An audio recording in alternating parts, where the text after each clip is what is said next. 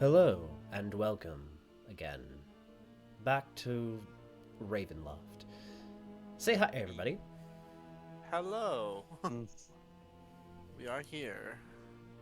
Hey, how's it going, little buddy? You doing all right out there? Yes, You want some drugs? we are actually. Today's a special occasion because we are actually starting on time for once. It's a rare occasion that we've had here. Haven't been able to start on time for a while, so hopefully we won't have to go late into the night. But regardless, on our last episode, our adventurers had managed to finally put away with what was formerly known as the Death House, which at the moment now is simply a really big house with a really, really big basement, which is now yours. Hey, Because you do indeed have the deed to it. And there's literally no one else who's going to enforce, like, oh, hey, you're not the actual owners. Like, seriously, who's gonna fucking stop you? for starters, they're all dead, and they didn't pay their back taxes, and their back taxes were 1 gold. It's mine now. Well, I mean, considering that the whole country is run by, I don't think we're going to have many oppositions. Yeah, let's. Also, that just reminds me, if I can tell a brief story about my own Ravenloft adventures in 3.5, I told John and them about this session after we ended last time, and he's like, "Hey, wait a minute! In your own Ravenloft session, didn't you also get through a house that was supposed to be destroyed, but you managed to do something to save it, and now it's yours?" And I'm like, "You know what? We did, and we made it like our headquarters. So, hey." So, yeah. Good luck, Jesse. In Raven. So, In yeah. modules where like the houses are supposed to be destroyed, I somehow managed to save them. I mean, yeah, in the book it says you guys didn't technically spring the final trap. With quick thinking and a couple of high-leveled shattered spells, the party was able to shatter an altar that was holding the cursed spirits that haunted this building to begin with. Technically setting them free, but whether that's a blessing or a curse is yet to be seen. Ugh. Also, I forgot to put my music right. on loop. Oh, right. I actually did have a question about the house. Yes. How much is it going to cost to like repair and refurbish it? I mean, it's fully furbished. Honestly, all you need to do is just go in with a feather duster or something, and it's good. What about that hole that Beloved smashed into a wall? Well, that all depends if you want to keep that hole. We just put a curtain up in front of it. Don't worry. Okay. I mean, yeah, honestly, think of it as renovating. And... well, in all honesty, it's the biggest part about that is finding someone who can actually do carpentry in Barovia, the village. Who's not dead Yeah. or undead. Yeah, I mean, let's worry about our bed and breakfast joint as soon as we lift the fog. Barovia B&B. Ooh. That'd be a terrifying place. Although, I mean, if this fog is just forever here and we're stuck in this town, I mean, wandering travelers, it'd be nice to have a little respite. I mean, I've heard of tourist traps, but it's a little on the nose. Oh, boo! Well, that's just the movie Hostel. Or tourist trap. Oh, yeah. Regardless, you now own this this very small manor, and potentially a windmill that you also have the deed for. Oh, shit. Flower. Regardless, as you guys had exited the manor, you watched as countless spirits, lost souls, begin to rise and begin to reenact their final moments, or what you assumed was their final moments, all over the village. Many of them ending up being torn to shreds by something. But one by one, each soul would depart and head towards the church. We now stand at the very edge, just outside the church, as you all had seen as Johnny, with a well-used perception check, was able to spot someone waiting by a window, watching the endless horde of souls drop to a crypt. Does Johnny see us? Yes. I mean, I wave at him. you're all right next to each other. Oh, okay. You see a girl on, up in the church. Show her a picture again. 1 sec.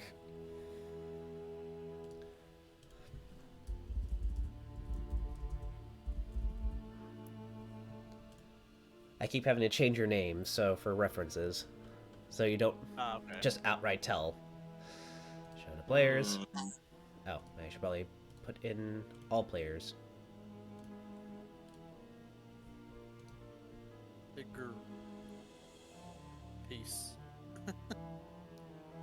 Yeah, she straight up just doesn't want to be here.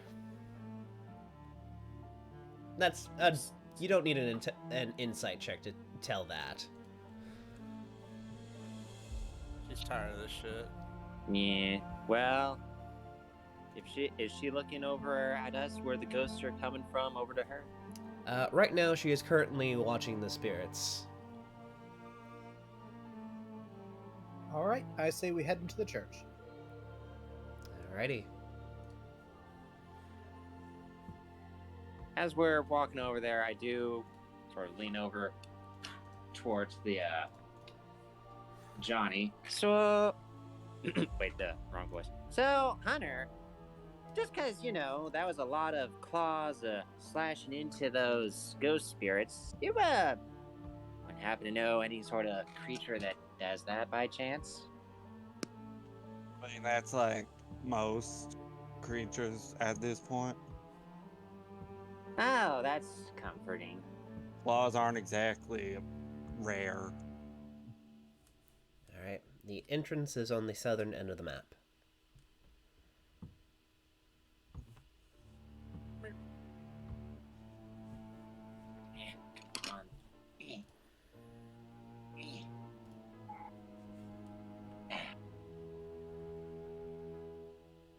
Just drag and drop.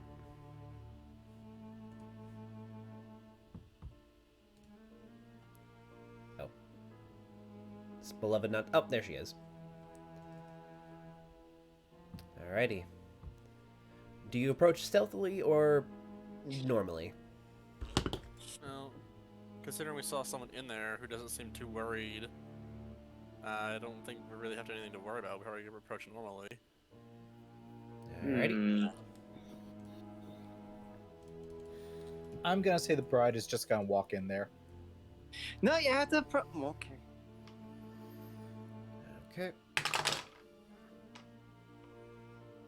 Alright. As you lot are making your way in, this place is... Oh, I should probably read off to make sure there are notes that I should be reading off. As this book provides those clip notes.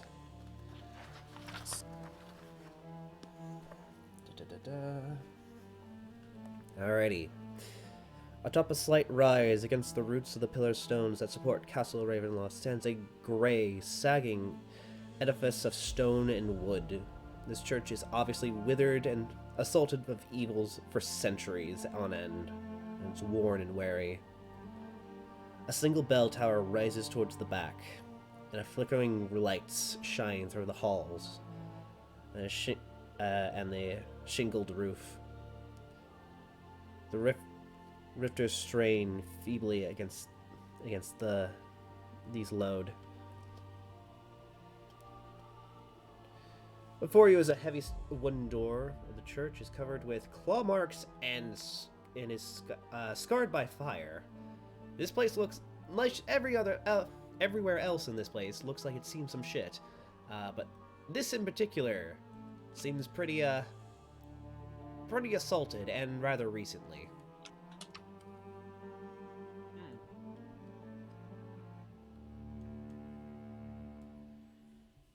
Alrighty. As you enter,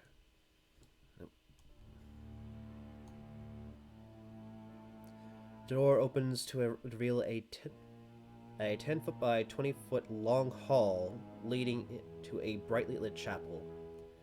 The hall is unlit and reeks of mildew. Ooh. There are 4 doors in this hall, 2 of each side of the hall leading to adjacent chambers.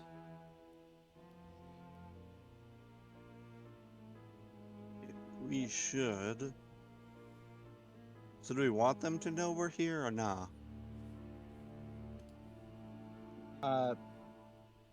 Can't speak for anyone else, but Beloved is going to head towards where she saw the girl in the window.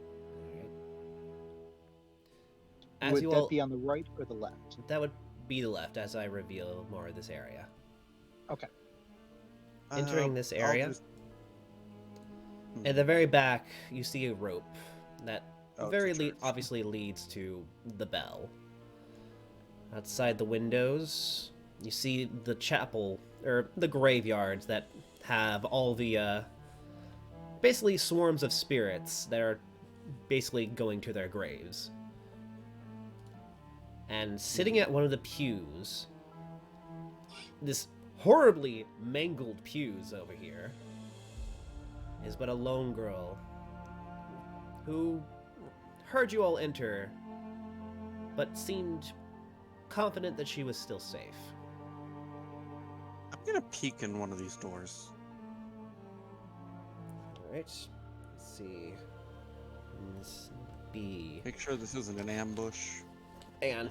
Oh, that's good. Have to check which one is which. You're looking at C.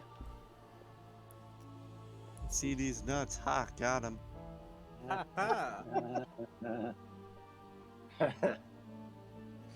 Okay.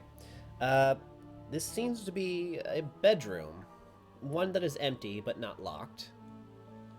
It's very plain. You do see a holy symbol, however. Let's see. A small holy symbol that takes on the shape of a sun, mounted on the headboard of the bed. As you guys are enter this area, you do end up hearing, like, small prayers being echoed through this area. You don't know who's praying, but you can hear them.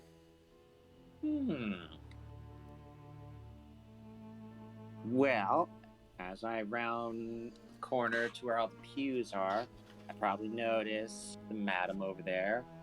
I just holler over, "Oh, good day, miss. Oh, good day, miss. We thought we'd head on over and greet ourselves since, we just, released some of the spirits that were trapped over in that house over yonder." We're all... So, what was the charisma saving for?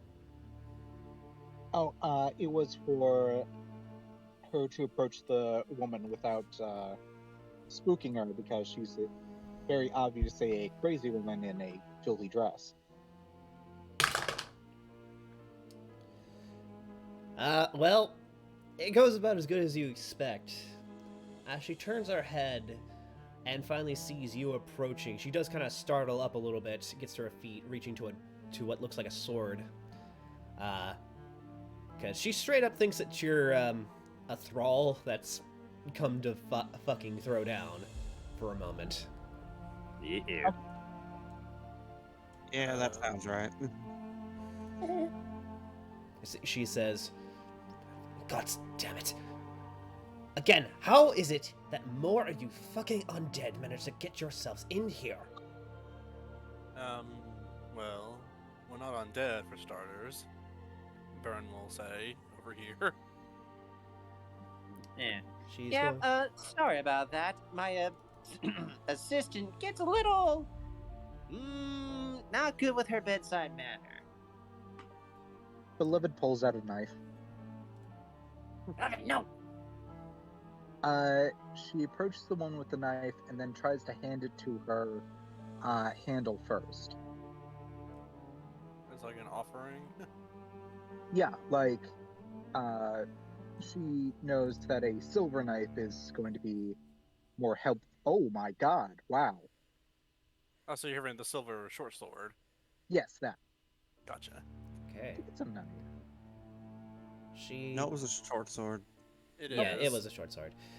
She looks at the silver short sword, and with that natural 20, she does relax a bit.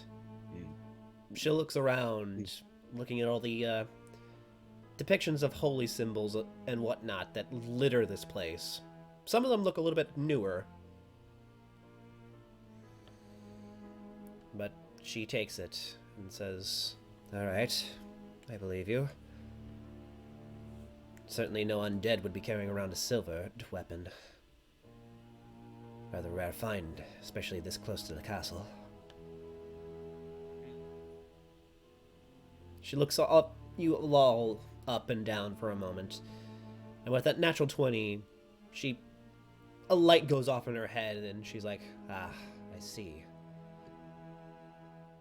You're the newest adventurers that have managed to stumble their way into Barovia. Is that right?" Unfortunately, it seems. Didn't you get new adventures exactly? Not often enough to get attached, but enough to realize that they're not meant for long. As she points outside, as more and more spirits stumble their way into what effectively is their graves. Oh. The symbolism is not subtle. Each, How long has... Oh, sorry. each one of these poor damn souls were once adventurers much like yourselves. Some willingly coming here looking for a profit and gold. Some tricked and lured in with false pretext. Regardless, they all end the same. They all got out and later had their bodies transferred here? She just kind of looks at you with the most seriously look. She does a whole lean forward, eyebrows raised up, and like, really? Well, madam, Burn shrugs. He's also exasperated with his bird's antics. well, I'm sorry for wanting to put some positivity. I don't think anyone wants a doctor that's all dour thinking, oh, it's cancer.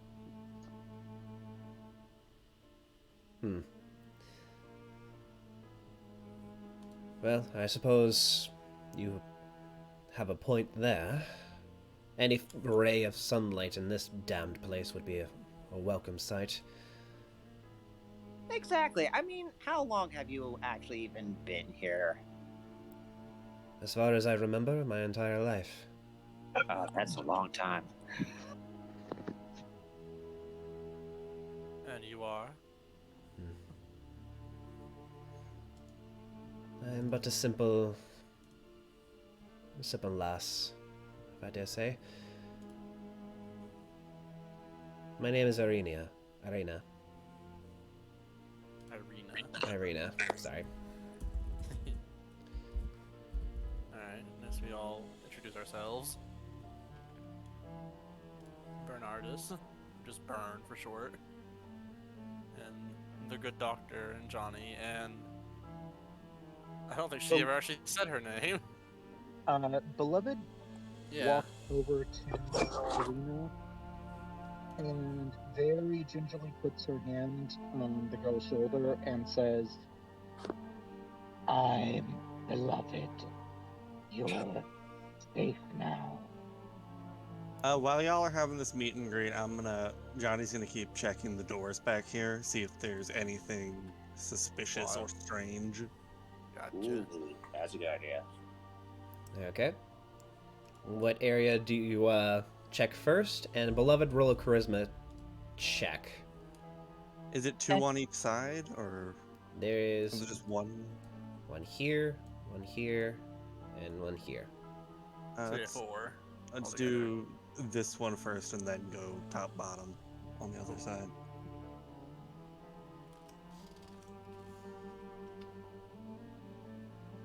Okay.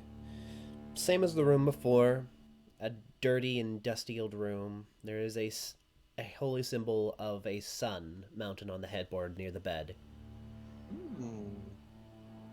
And then the two over on the other side to see if it's probably the same, but who knows? You never know till you look. Alright, so this area over here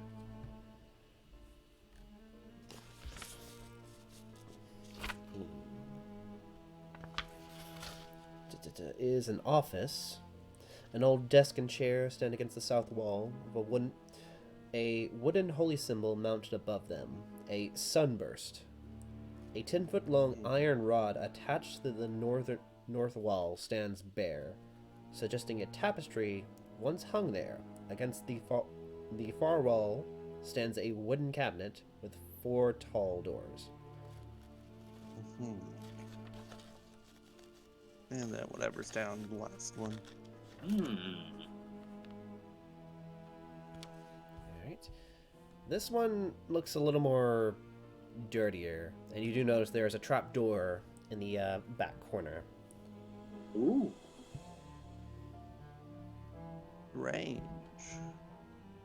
I'm gonna peek in the office, like slip in. Alright, well, before that, see if there's- beloved, you actually rolled decent.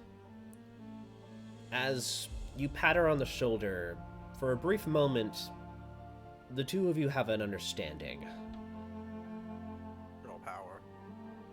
It's girl boss time. But no, seriously, Yes, like, both of you both look each other in the eye, and you both realize you've both been through some serious shit. Oh yeah.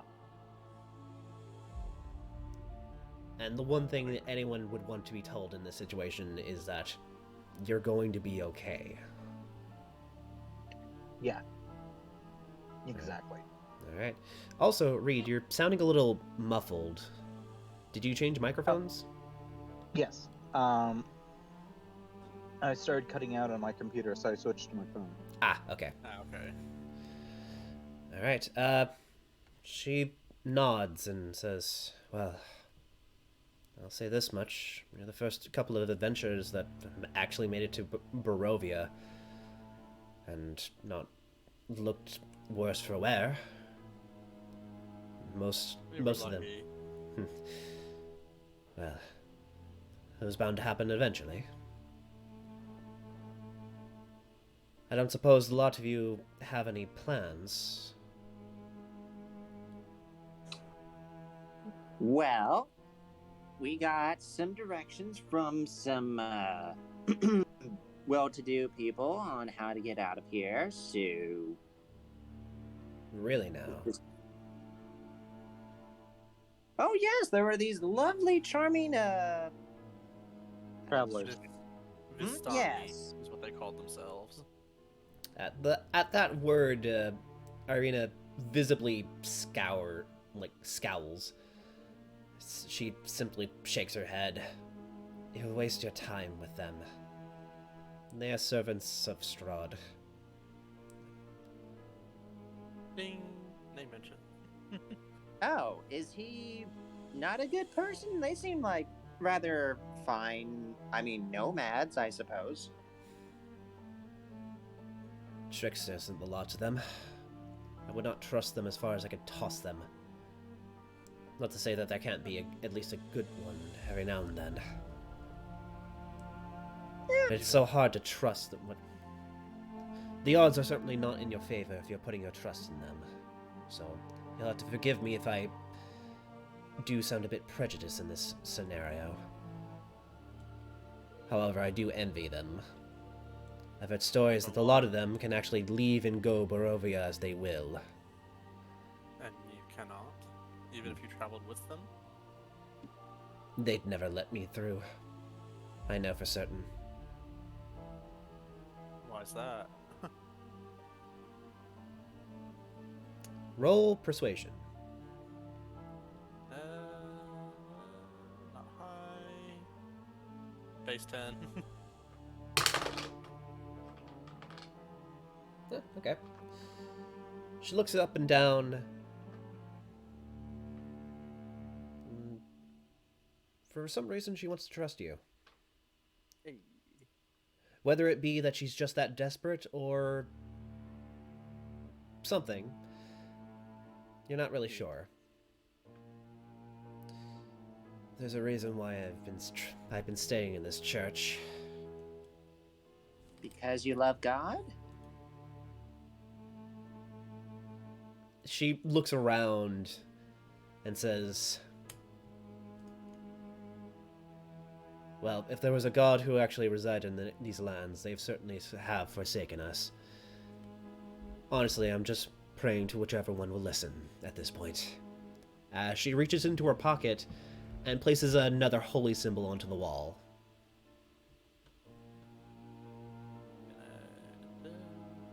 Oh, dang it.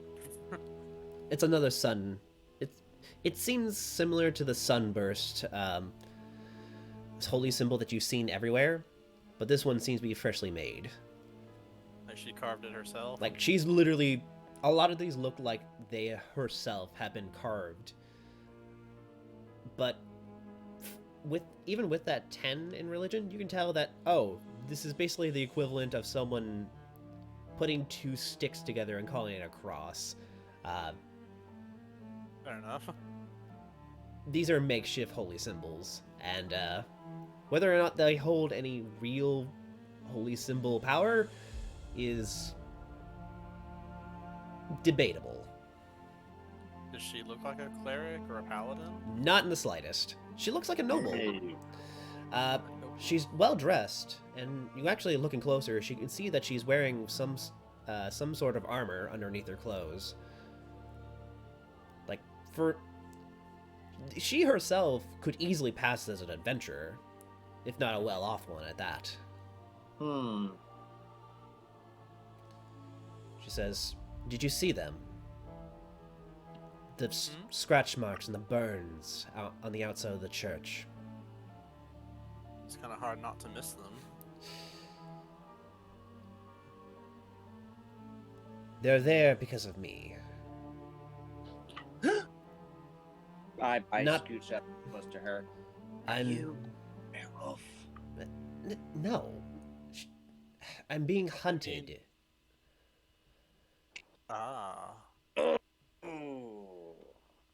And this is the only safe haven I could possibly think of to go to. I can't risk getting close to anyone, otherwise they'd risk getting caught in the crossfires. That is, if anyone was brave enough to help me to begin with. She leans on one of the pews that are broken. Most of the living population around here tend to keep a distance from me nowadays. Did the guy at the first manor house we went to mention her as in the church? Yes.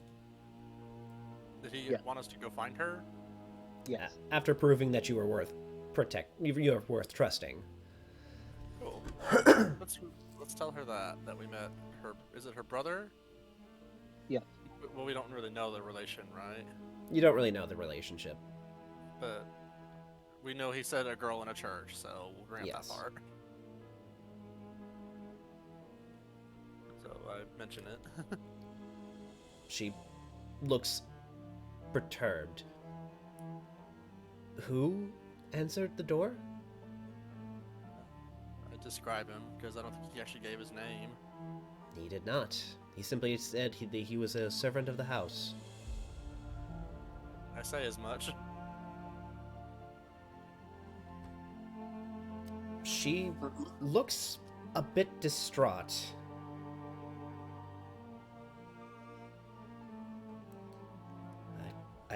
There's not supposed to be anyone of that description in that house. The Burgermeister has recently passed, and his brother has been kept safe, or at least his remains. The only one who was still left in the house would have been... She looks The guy we over. just described? No. The maid. It wasn't a maid. Here, I can like to give her a better visual.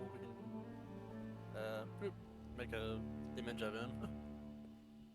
She does not recognize that person, and she visibly gets a little distraught.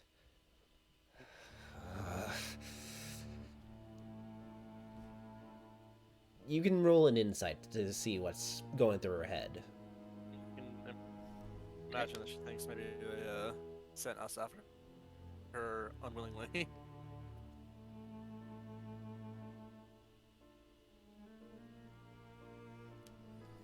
Alright, an insight. It's not that she's worried about you guys. She's concerned about who isn't in the house anymore, apparently. Aw. This person is a complete stranger in that household. Yet he knew her and Yet- where she was. and- Exactly.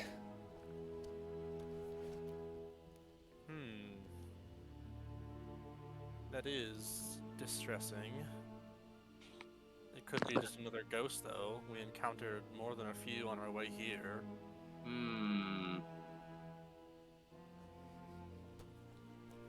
Is the church just like across the way, like straight across from that was like the town hall, right?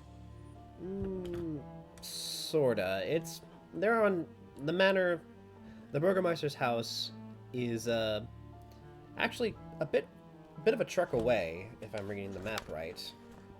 Yeah, because we left there and found the dead house and went inside there. Yeah. And then left the dead house and moved further down the road to find the church. Ah, so we can't like look out front No. of the door. I will say they are not within eyesight of each other. Yeah.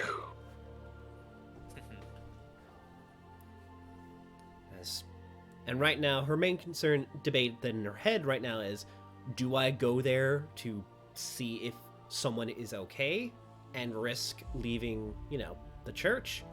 Or do I stay here? Sorry, there's something caught in my throat.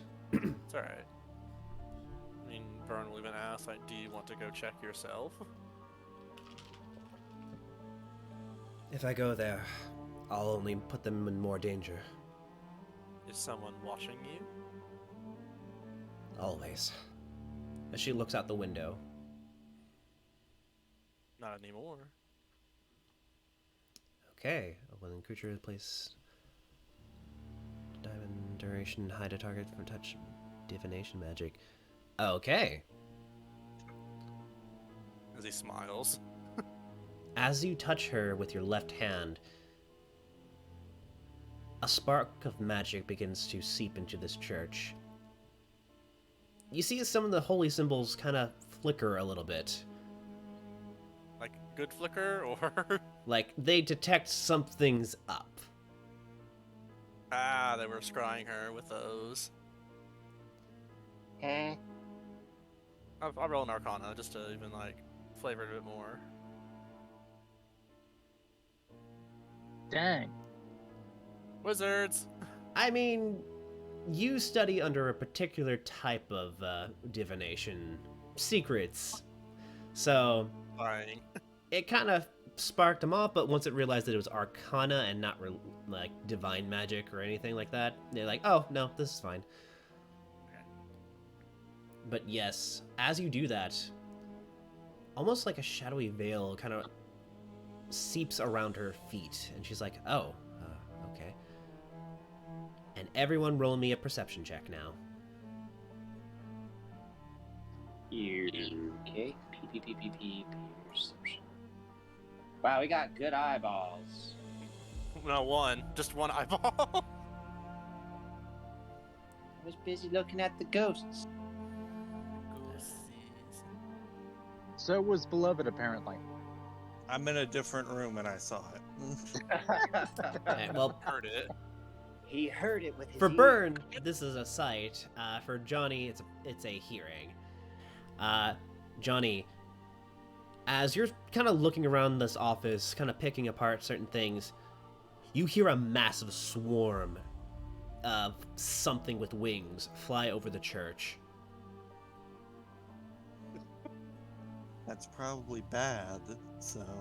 Johnny, Burn, as you're casting your spell, once again, your other eye, flickers. And for a brief moment, you see it. A pale, long black-haired man standing in the window, eyes glittering red. It's only for a moment, but you know he's watching. That same figure that you saw in the dead house, in that shrine. The one that you burned. Well, he thought it was amusing. I'll do it again. You know, Wait, so it's not... you know for a fact that whoever this person was, you have his attention entirely now. Oh boy! Baby. That would have happened one way or another. You know how we kept the cult cloaks from the zombies? Ghouls? Yes. Beloved pulls one of those out and she hands it to Irina so that she can further disguise herself.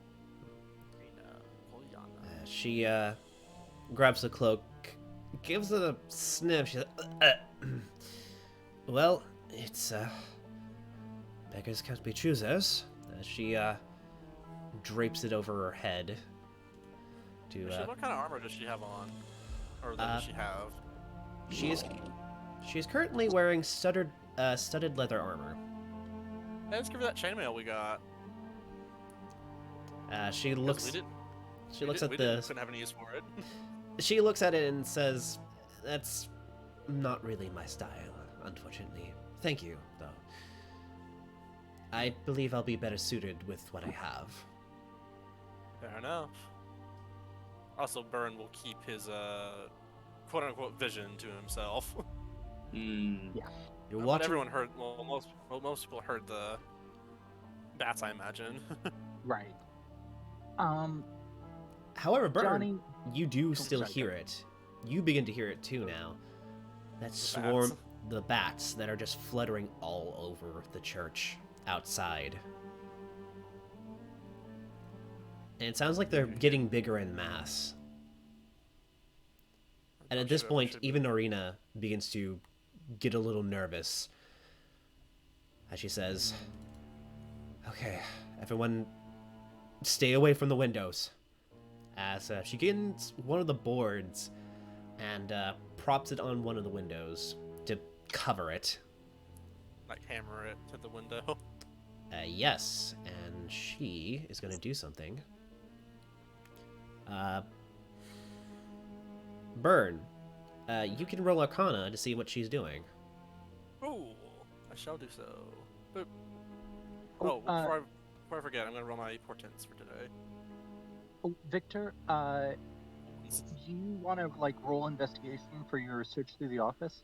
Yeah, I was Sorry. waiting for y'all for him to come back over. Sorry, Yeah.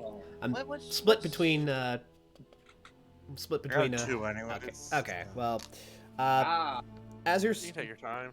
as you're basically, looting this church, let's be real, I don't trust churches.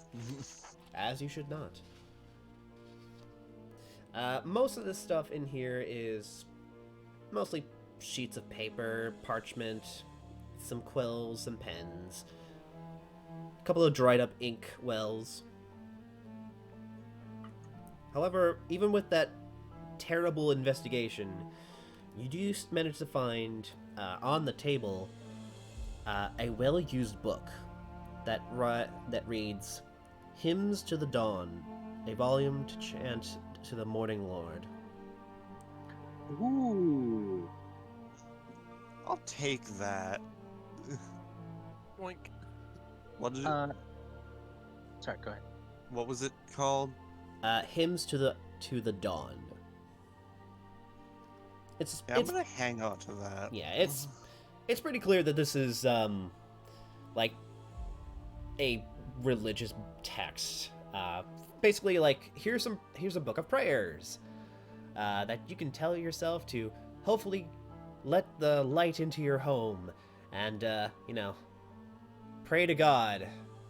Do it loud, because And one of they're those a little hard of hearing. Bible albums.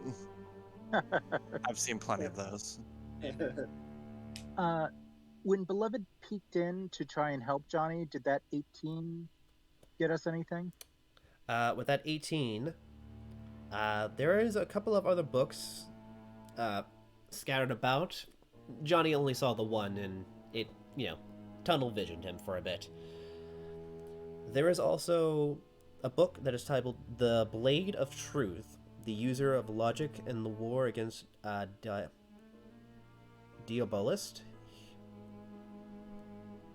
It's a fucking Reddit book. Oh, wow. A red book? Reddit book. Reddit. Alright, User of Logic The and the War sword of Against facts and logic. Diabolist Heresies? Oh, heresies. Oh my god, I can't. My dyslexic ass can't read for shit. Heresy. As well as fought by the Ultimist Inquisition. Inquisitions. Those aren't good usually. I mean, in this context, it might be a good thing. Regardless... Oh my god, I need to scroll down the... Okay, there he goes.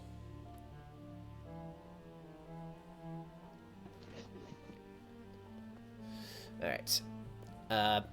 But yeah, those 3 books is what you have. That you... There seems to be the only thing of actual value. Okay. With that in mind, Burn, as you're watching Irina simply board up the windows, your eye flickers again as you see magic being cast. As she's currently using some form of detect evil and good. Alright. Or protection from evil and good. Hang on. Did you mean protection or detect? I mean, I'm pretty sure that's what it said. I actually had to double check it real fast. Is it this spell?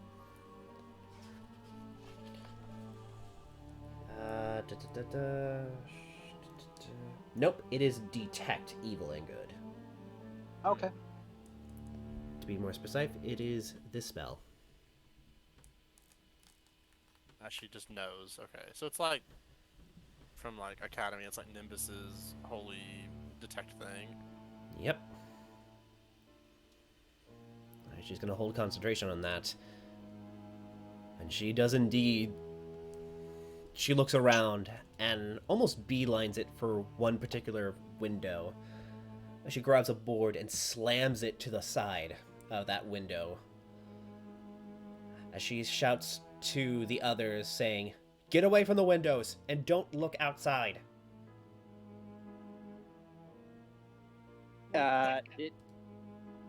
Did I... So, just because I rolled low on the whole vampire situation, do I not know about the vampires incoming? Just warned you. She's warning you right now, but if you... That's something coming. I mean, you don't know if it's a vampire or not, but she seems pretty spooked about it. Do you have a fear of bats, madam? I mean, I know it's a lot, but I mean, we could just give them some fruit. Beloved is already propping up another one of the broken pews against a window. Okay. And that's what the strength check was for. She's just gonna keep doing that as long as nothing interrupts her. Alrighty. Beloved, roll me a wisdom saving throw. Okay.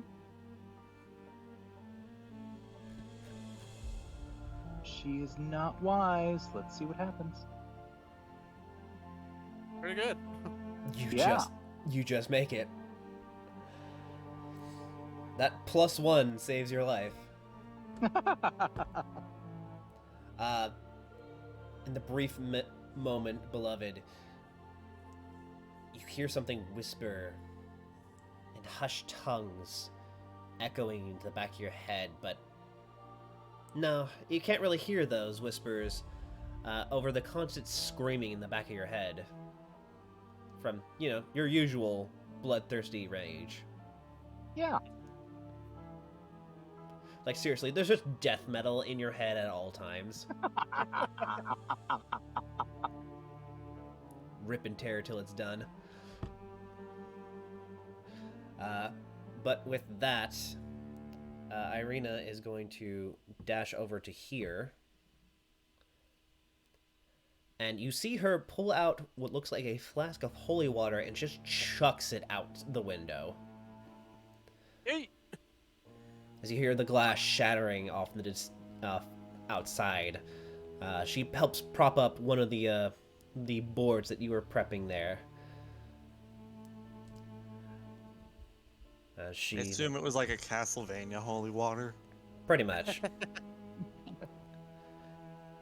A lot of you do hear a loud shriek of bats in the distance and sizzling noise, kind of still adding to the flapping noises that you hear echoing outside.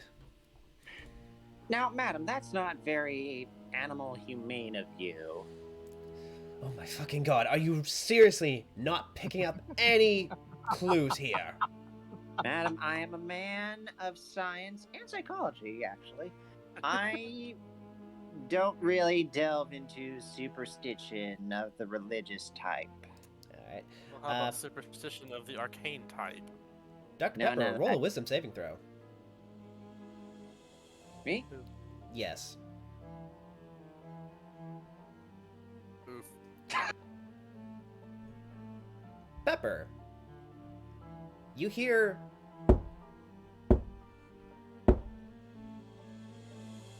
Oh, I'll get it. Nope.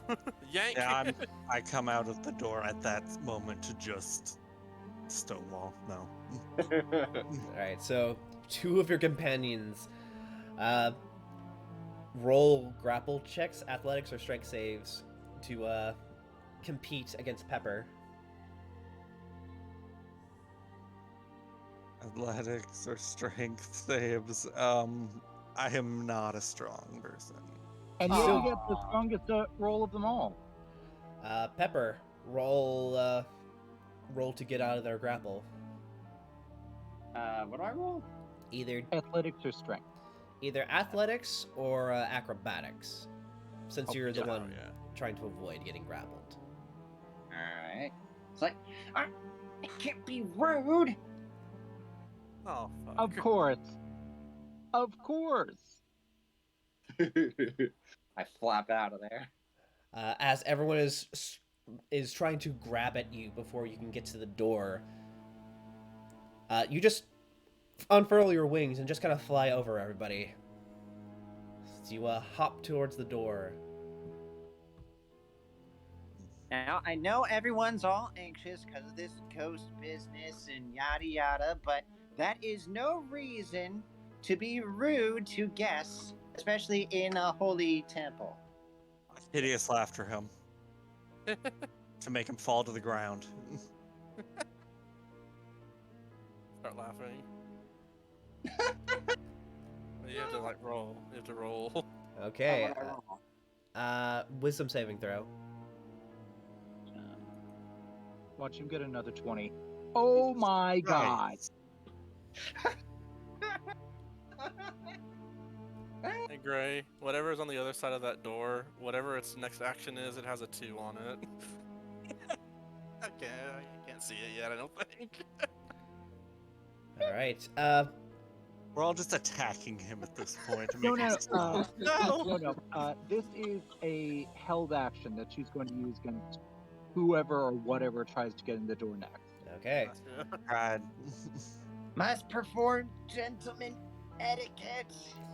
All right. As you are all scrambling, even Irina's like, "No, you idiot! Don't let him open the door!" As this all simultaneously happens, Burn, everything slows down, Okay. and for a brief moment, your eye shows you a glimpse of what's about to happen.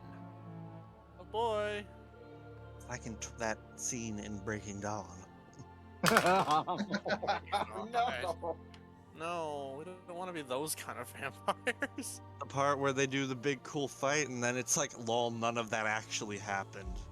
Oh, Lord. All right. God. As you watch the scene play out, Burn, you watch as Pepper open up the door, and that gaunt, red-eyed, black-haired man stands there before him. And in a blink of an eye, you watch as Pepper's head explodes backwards. Because that was a natural 20 on a very dangerous spell. Hmm.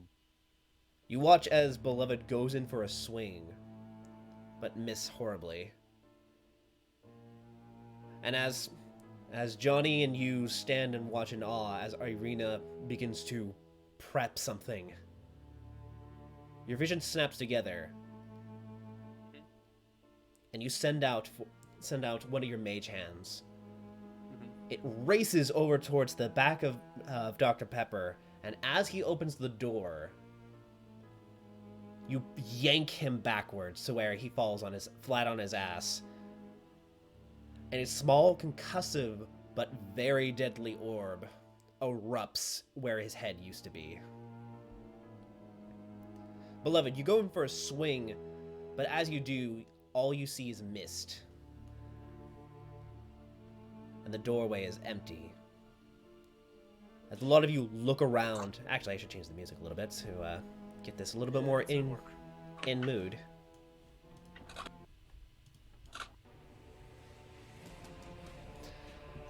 You watch and hear a cacophony of laughter echo through the chapel, as one by one, every holy symbol in this building goes up in flames.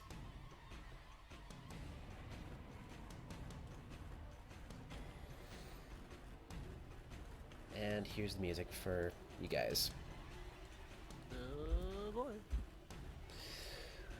My, it would seem that we have guests. I hadn't even realized it yet until recently. And what's more, you did me the favor of finding my sweet, sweet Tatiana. As Irina visibly shudders, Oh, I didn't mean to click that, but I mean, just say he casts that on himself. Yeah. Irina, Burn, you look over and you see Irina shaking off her head. Like she felt as though something magical was trying to get a hold of her, but she almost instantly resisted it. As she says, "Okay, look, I'm not expecting you lot to stick your necks out for me." As she backs up a little bit. Backs to each other as she pulls out a rapier from her side. And various other holy implements that she's been carrying begin to either take up her hand or go to her side. She looks at you a lot and says, I don't know how to, but I could really use your help. Burn just nods. Hmm. All right. as that laughter continues on. And standing underneath the rope that almost strangely begins to reshape itself into a noose, as various holy symbols that haven't been burned up begin to warp and twist. And I never got a token for him, so I'm just gonna have to use improvised tokens. I mean, you can probably just Google him and pick a Google his random face, pic- honestly. You could use a picture of that sexy vampire from Castlevania. I was just gonna say you, Sephiroth. Oh! No. Eporiath. Screw, I'm just using an NPC Yeah. token. Where'd you go? There you are. Red. Here's one I found. That's a GIF. Why is it a GIF? Why is it a GIF? Yeah, I don't understand. Well, I'll find something else Regardless. later. Yeah. Right now, standing underneath the noose is that pale man. Long black hair and a royal aristocratic outfit. As he simply smiles and laughs. As he says, "Dear adventurers, don't be so brash. After all, it's been such a long time since I've been entertained by such as yourselves. I wouldn't wish for this to end so soon. And what's more, we even got my beloved to join us." As Irina simply scowls and spits in this man's direction and says, "Fuck off, Strahd. I'm not interested." And then everyone's like, oh, this is Strahd. Oh, we're fucked. You know what? I think I should lock the door. Too late now. Yeah, You say maybe. that, but in the distance, as you look back outside... Oh, come on.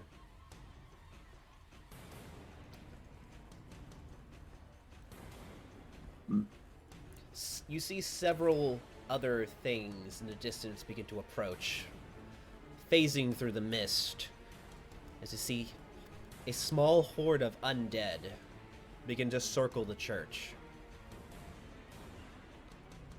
You know, I think this may be the one time polite society isn't, needed.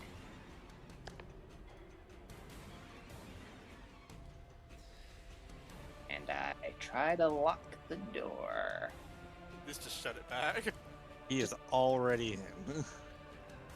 At least we can't get swarmed from all these without a little bit of protection. Hopefully.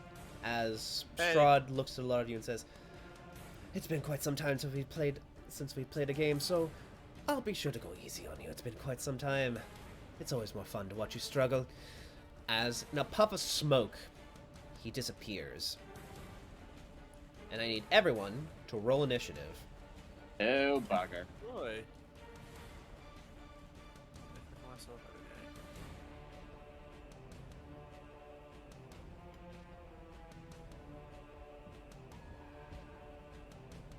Okay. Thankfully, Beloved had helped board up some of the windows in the church, so the zombie horde outside will have a harder time getting inside. Okay. Yeah. So, I vote we go to this. If at all possible. But I don't know what's down there, so... Yeah. I say that we ask Irina what she wants to do, and Yeah. then All right. Well- Ask her if there's a way out. All right. Irina is going to. Oh, I need to roll an initiative for her as well, because I actually have a character sheet for her. Yay! Now the music for if we go down the trapdoor. Right, 14. All right. So the order, Irina is going to simply, excuse me. She's going to shout out and say, "He's still in the building. He's just invisible. I know where he is." And she points where the rope is still at. oh, okay. I know it's supposed to be a rope, but I just assumed that the floor said rope. Like, just Can I right roll on an the ins- floor. Can I roll an insight to how she knows that? Sure. I'll let that be a free action. They clearly have history. Ah. Sex history. Uh, Oh god, no. you look over, and you see, almost visibly, you see 2 bite marks at her neck. Ooh. 2 separate bite marks. But she is not undead. But she has been attacked. She has been attacked before, so she probably knows what she's doing. Right. She's kind of onto his bullshit at this point. Yeah. Alright, top of the Alright. order list. Beloved, what do you do? He's raging. Alrighty. Is it a And frenzied she- rage or just a regular rage? Frenzied. Okay. Gonna put... Strahd has imagine- pushed. Strahd Go has on, sorry. pushed basically all of her buttons. Yeah. I was about to So- say. He even called her beloved. Yeah, yeah. Alright. Irina has pointed out where she is, so you can get to his location. Okay. And I believe I move twice as fast when I'm raging. I do believe you get an extra 10 feet, but for the sake of this encounter, you can get to him. It wasn't Okay. that far. It's just a church. Yeah. Yeah, she would have made it anyway, I think. Yes. Just wanted to be sure. All right, here we go. Alright, so you... Because he's invisible, it's just with normal attacks. Because they were recklessly attacking. Alright. Oh, no. The first one actually hits. Oh, sorry. Yeah. just- Remember, she's only got 2 you attacks. you only get 2 the first time because you use your bonus action to rage. Yeah. Okay. So that natural 1 does not count. Okay. Bonk. Alrighty. Tried and true, beloved, you let loose a massive scream. You're having actual PTSD flashbacks as you're in a desecrated church that's being attacked, and you just let loose. As you slam your mace directly into what felt like a head. Okay. You go in for a second strike, but you feel as though you missed. All right. I think that's all I can do for my turn. So next one's up. Alright, it is now the Horde's turn. For the Horde! I was trying to remember the Left 4 Dead horde music. No.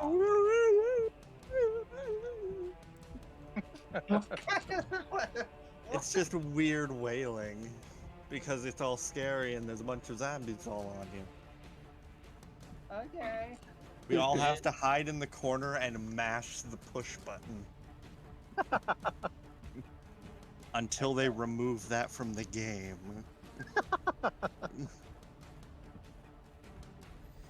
Okay. They are going to get to the areas and they're going to begin to attack the barricade. Pepper, luckily you locked the door and closed it, so they're just attacking, scraping at the door.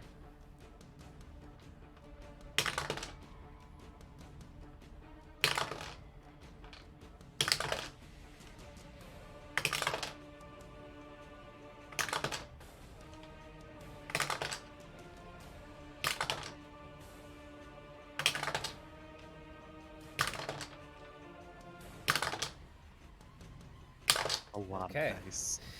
Uh, Oh my god. There's like 9 things attacking this door. Oh my god. Oh yeah, Pepper.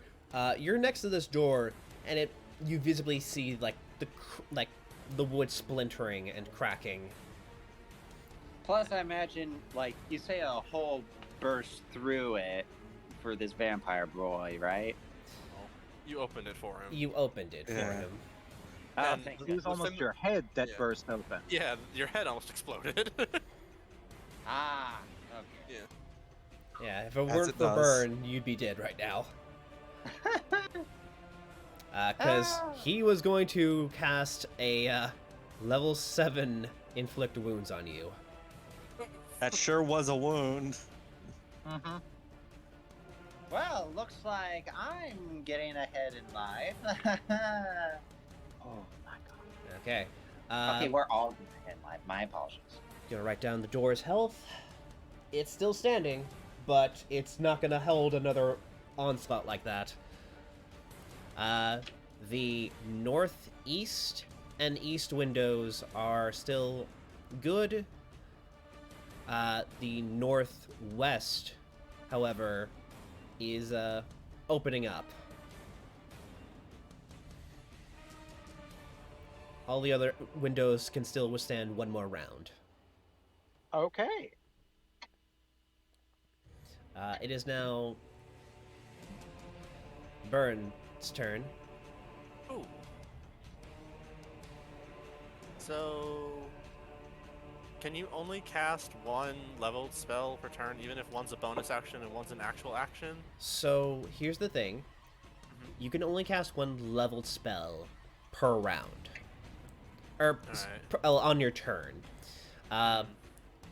If you have a bonus action and it's a cantrip or something like that, or if you cast a spell that is a cantrip as an action, you can still use your bonus action to cast a level spell.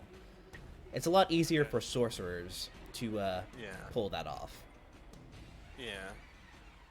Break Shit. rules. Well, I can't see him, so most of my spells are useless because I can't really know where to aim half the time. You do have line of sight of the zombies through the windows. Alright. In my magic missile, it's because they're boarded up. The windows are still broken. There's just boards there now, right? Yes. Think Cool. zombies We'll do- from Call of Duty. Cool. We'll do that. Fucking hell, I wanted to ping the spell, not the... Cool. So...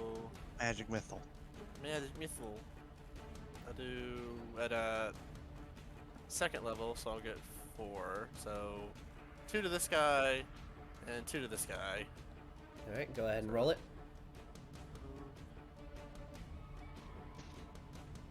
That's for the guy on the left. Alright. And that's the guy on the right. And the guy on the left is dead. Good. As he Yeah. pops like a cherry. Hey. Hey. The other one's He's just dead. yeah. The other one seems just barely holding up. Gotcha. So listen. So good news. They're really fragile. Bad news And is now everyone. there's more Yeah, of there's a them. lot of them. Yeah. So everyone probably noticed that. So just a hint for all you all later. Alrighty. It is now Irina's turn. Let's see. What is she gonna do? Alright. Well, seeing as she's probably done this before, she is going to move over here. Sorry, but, you know, she's like, you're a gentleman. Protect the lady. And see, she gets behind you, Bird.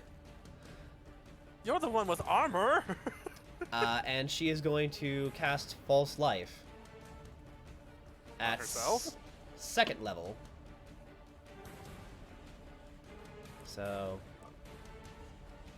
on herself. Herself. Okay. Yeah. So so that is, let's see, 1d4 plus 4 temporary hit points. When you cast a spell at second or higher, you gain 5 additional hit points per level.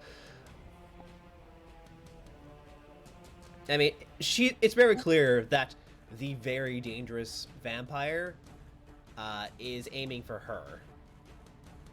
And now it's aiming for me because I'm right in front of her.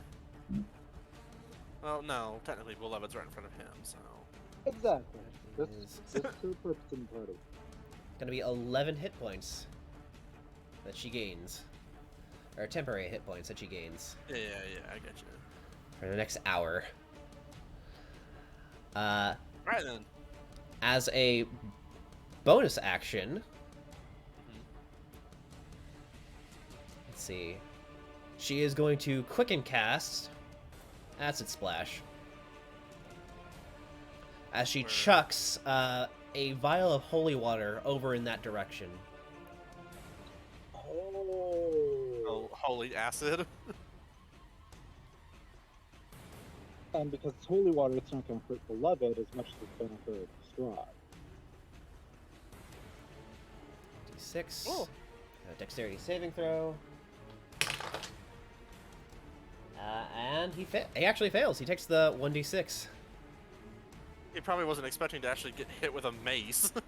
Since Strahd's that kind of villain, it's like, oh, I'm all powerful, and whenever you actually hit him, he's like, you bitch! Okay. Didn't think you would get this far. Okay. Roll. Okay, yeah, he's fine. He keeps up his invisibility. As you watch as his form goes up in flames. Ooh. As that holy water burns away at his form. So, he's still invisible, but we have, like, a burning man now. Yeah, but Like, with have you seen The Invisible Man? It's like when Yeah. when it's like raining or something, or when she like splashes junk on him and you can still see him, but he's technically still invisible. Yeah. Man, that is the most messed up thing, isn't it? That movie's so good. All right. From there, she's like, "Okay, he's gonna be after me, so keep him occupied." As she looks towards the door, that looks like it's ready to burst open. It is now Johnny's turn. Are there any windows like near the door? Unfortunately, not. Womp womp. And is there a way to see out? Like, is there like a hole or something? Yes. Okay, with that very minor thing, I'll move a little bit closer and aiming, seeing as it is within range, right here, I'm gonna cast Shatter Oh! AoE! to knock out these, like, this gang, at least these 6. Like, so enough to hit them, but not the door. Them, there's like the 3 on the right would probably not hit Yeah. it. It's 3d8, so All right, roll damage. 3d8. 16. Okay, so even if they pass, they're all dead. Yeah, there. And the sound his violin makes in this is like very discordant. Oh, so they die in musical agony as well. All his spells his vocal components are played through the fiddle. Oh. Are these like screeches that he's doing? No, it's the fiddle. That's how Oh. he casts. Yeah. Because he's a bard. Bard. And also gimmick. Yes. All right. So Pepper, you hear this massive concussive blast just outside the door. You're like, okay, nope, I don't want to be here. You do notice that the attacks seem less severe. Probably. Probably. Okay, well, this certainly is an interesting song choice you have.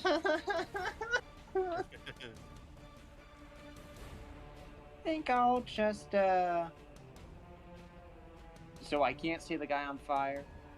can see him. No, not Oh. necessarily. You know where he is because Irina is pointing him out. But right now, the flames have dissipated as he casts aside his cloak, and the flames go out. Back to being hard to detect where he is. Yeah, you know his general location, but you do not have line of sight of him Hmm. for casting purposes. Yeah. If you have mending, you could try that on any of the doors or windows. Denied. Prestidigitation. Fire's gone. I can't do that. Well, seems like you got this music concert handle. Pat, pat on his back. And he steps back and tries to, search in his beak mask for some clovers, like garlic clovers.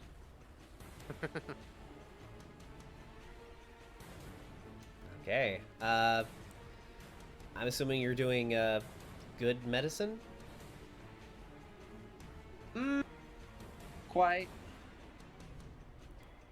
But, like, do I find any clovers of garlic in there? I mean, I'll assume as much as a, spell component. Yeah. I pull it out and I place it in a certain spot above my fist and cast Ice Knife. So now there is garlic in my Ice Knife. All right. Do you chuck the knife? Well, as soon as... Oh, wait. It's a ranged spell attack, so you do have to toss it. Okay, sure, yes. Okay. We'll remove that. Who you're targeting? Strahd, right? Yeah.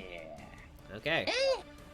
So make a ranged spell attack with disadvantage because he's still invisible. Range spell attack. Should be a d20 plus your spell attack. Oh, okay. D20 plus my spell attack. Spell attack is here. Spell attack is 7. D20 plus 7. And roll it again because it's disadvantage. Aw. All right. Well, it loads at least. All right. You toss out your garlicky ice. Beloved, sensing the danger, ducks, but it shatters across the wall behind them. Well, poops. We have to make a dex save to at least avoid the explosion. God damn, Strahd, are you not even trying? All right, so go ahead. He's still recovering from the hit. Yeah, so he does take the cold damage from the splash of it. So roll 2d6 as well. Yeah. Also, I think you're good, Reed, because it's only like 5 feet and it probably hit the back wall here. Okay. It hit the floor called rope.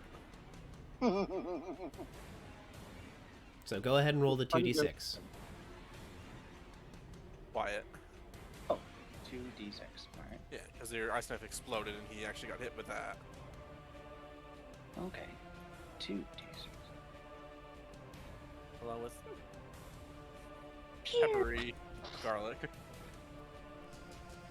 Yeah, you see more garlic begin to sizzle at as the garlic explodes during the process.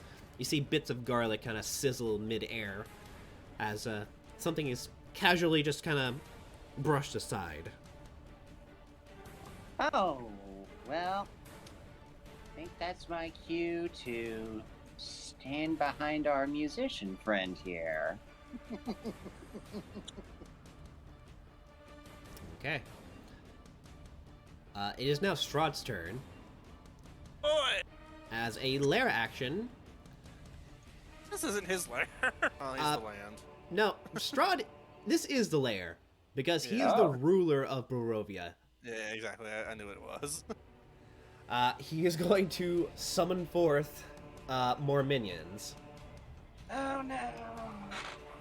Bitch. Oh wait, I'd have to roll for this.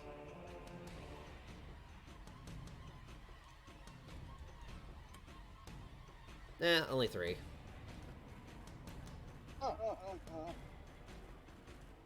God, Strahd.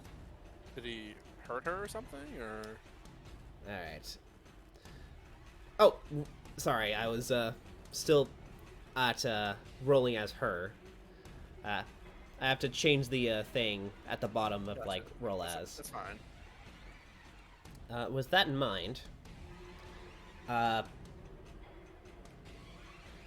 from there, Strahd is using his bonus action to cast Misty Step. As you watch as more smoke just erupts in certain areas. as I'm gonna use Irina one. like turns pale for a moment as she looks to her side, and she, as a small puff of smoke settles at the floor, she holds up her arms to protect herself as Strahd is going to go in for a bite attack. It's my important. He rolls a 3. Okay. You hear an audible snap as Irina holds up her arm, and the wooden guard on her left arm, like, you see 2 indents sink into it.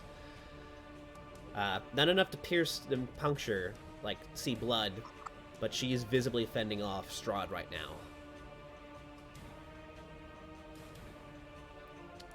It is now Beloved's turn. Is he visible now? He's still invisible. But he attacked. Is it greater invisibility? It's greater invisibility. Okay, cool. He's like a big boss, of course he's. I know. I'm just making sure. I mean, He's he's just brute more. Strahd. He knows every spell in existence right now. Ask him if he knows the spell that makes you die instantly. I That mean, makes the user die. Oh, you don't know it? You're not a good spellcaster then. You aren't that good. Alright, once again, the first one hits, but the second one goes off as you go in overhead swing and you slam into his head. You dislodge him from Irina, but as you go in for a second swing, it goes wide as he ducks out of the way. Because you were in the midst of your rage, you now can use your bonus action to attack again. Okay. I'm going to use a strength check in attempt to grapple him with the hand that has the ring on it. Sorry, you were really cutting out a lot. Could you say that one more time? Oh, sorry about that. Is this better? Yes. Okay. I'm going to go in for a grapple attack with the hand that has her wedding ring on it. Okay. Roll athletics.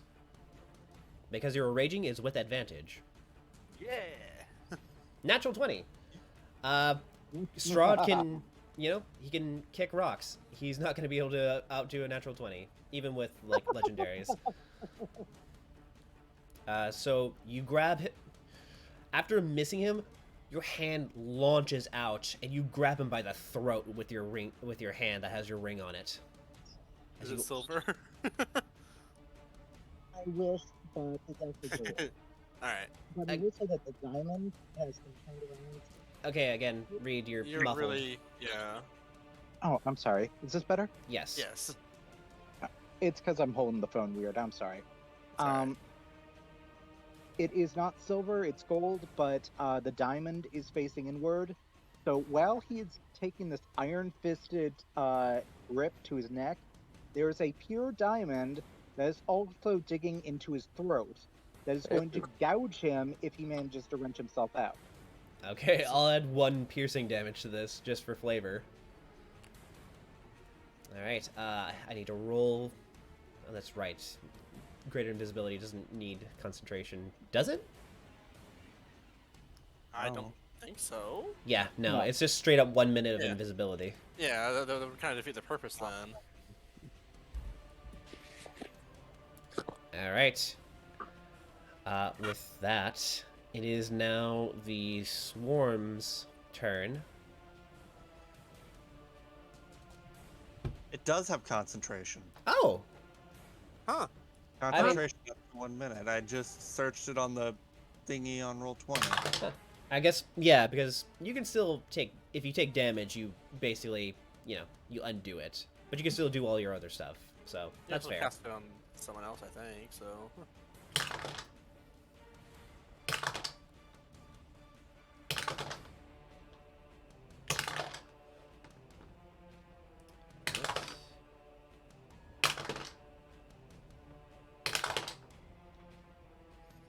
Okay. With that, they are now starting to finally get themselves in. As Do they cut themselves on the glass inside? they shatter open the barricades as they begin to slowly crawl in. Because they use their actions to break the barricades. That is all they can do. The door also managed to open, but they cannot really get in. I'm going to move out some of these corpses. Johnny, play Gloomy Sunday. My free bird.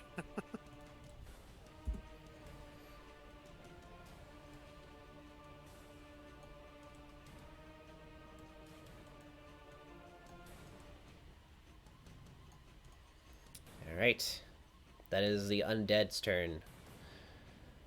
It is now Bernard's turn. Seeing everything, but when he sees Beloved grab and probably hears Strahd audibly go, "Ah!" And we can clearly see that she's holding something now, he'll reach out and tap Irina with that. Now's your chance. Do it. Okay. She also She's got has the. She has the silver short sword now. Yes, exactly. Alright. Alright, put Irina with a hasted action.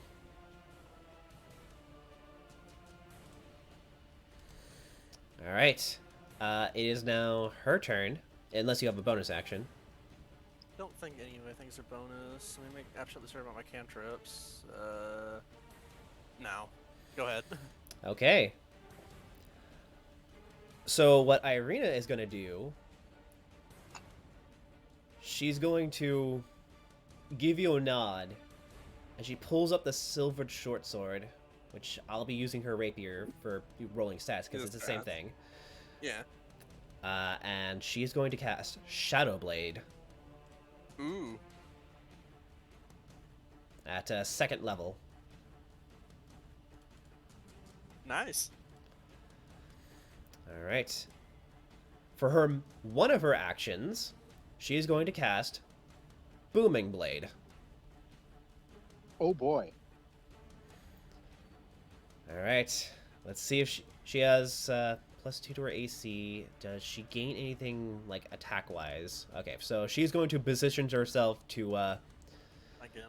flank. So she has +2. Also, Beloved has a hold of him, so. With advantage. Yeah. So this is just a straight roll. Because Alright. Fingers crossed. Come on, girl, you deserve this. Girl. After all the shit he puts you through.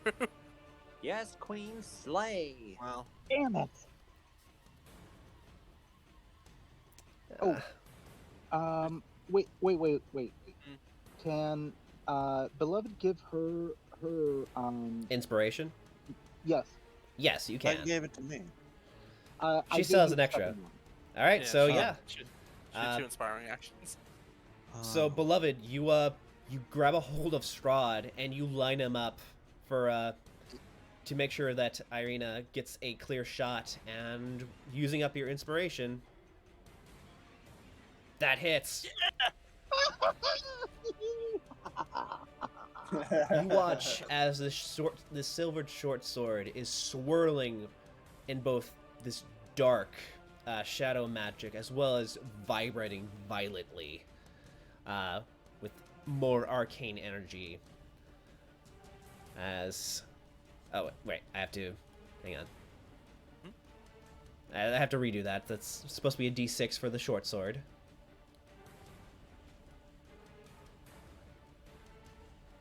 Plus her dex, so that's 10 piercing damage, Yeah. plus the shadow blade damage. Alright. Roll that next. That's 2d8 psychic damage.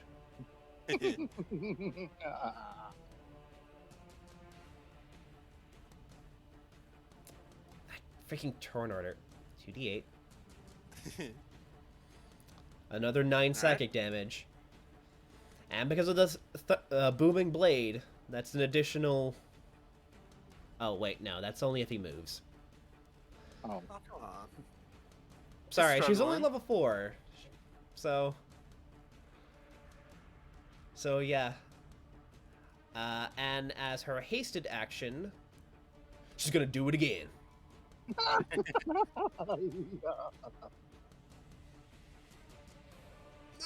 Well, natural 20. what about flanking? Is she a plus +2 two. to it? Oh wait, I've been doing his AC wrong. He doesn't have his mage armor up, so yeah, that hits. Ah! He's still a Ooh. wizard. Yeah? Yeah. He probably think he didn't need it. Okay, so another D6 plus her. So Does the that's silver do anything to him, by the way?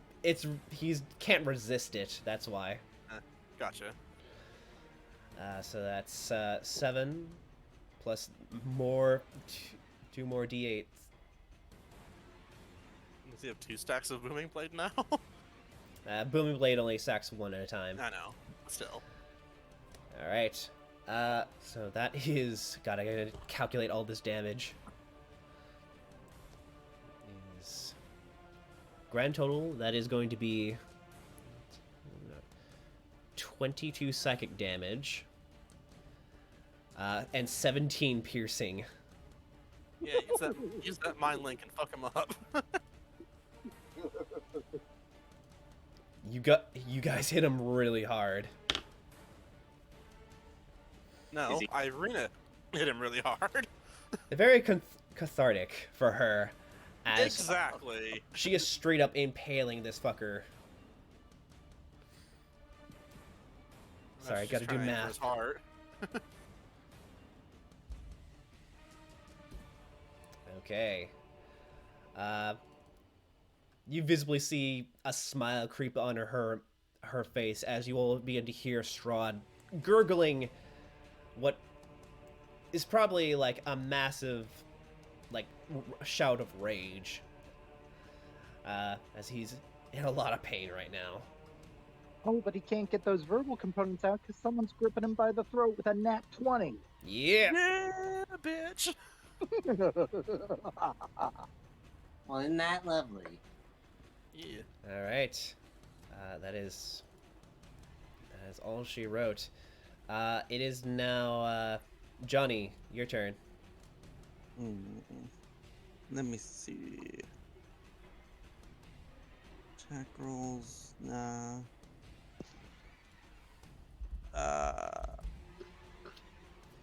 I don't know if I have much more I can do. I could probably try and take out the rest of these zombies. That would be very helpful.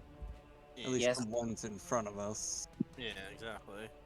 Yeah, I'll just throw another shatter out. Alright. Knock these guys all out. Worked wonders before. That's 3d8. 14. Okay. So there's a chance they could survive this. DC 15, right? Yes. Alright. And they are zombies, so they do have decent, well, moderate con. I thought they had shitty con. They have low health, but they're Ah. undead. They're zombies. They have the undead fortitude. Yeah, I gotcha. His zombies. Okay. Cast healing on them. Is that a mechanic? It That's a was good in 3. It is in 3.5. I know when Yeah. 5e first came out, they removed it, and everyone thought that was really stupid. So most people just choose to ignore it. Yeah. Oh. And I'm pretty sure in 3.5 you could heal someone to death, like normally. I mean, Yeah, it's on- technically on you the- can do that IRL too. Yeah. On the positive Ah. energy plane, if you heal someone like double their HP, they explode into like confetti. You get too much medicine, you die. Okay. How Steve Jobs got it. Oh my god. I mean, he just didn't treat himself because he was a rich person, and when you're rich, you become stupid. Well, I mean, he thought if he had enough fruit veggie smoothies, it'd just cure everything. All right. You They watch kill him as with a the vampire. the back row of them just turn into putty. But luckily, one on the other side managed to escape death, but he seems pretty close to it. The other one got a natural 20, so he is left unscathed as he's hiding Ugh. behind a wall as he stumbled forward. You can take the rest. All right, Pepper, it's now your turn. Yeah. Well, it was pretty something, I imagine, for him to see all those things' heads explode like it's fireworks on Kingsman. Remember that part in Kingsman where everyone's heads explode like fireworks? Yeah. Like that, yeah.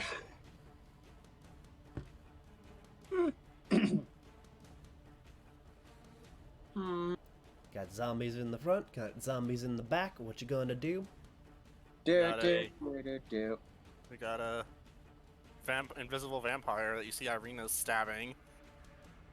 That is true. I think I'm going to cast. What's the distance on this thing? That. That's just him listening in. Don't worry.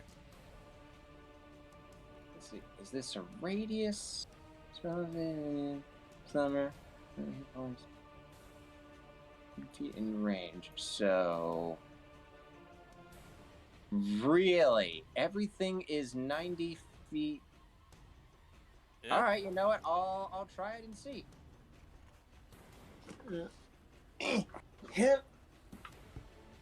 I grab a little sack. There's some little rose petals in there, some fine sand, and I, excuse me, toss it down at Strahd like,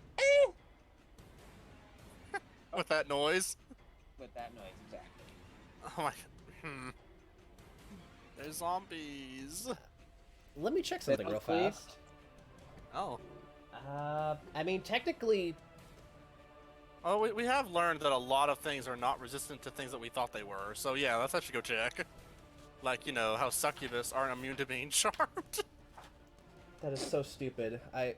Again, I mean, my only logic for that is that they're used to doing it themselves, so they're surprised that someone else manages to, like, cast it on them.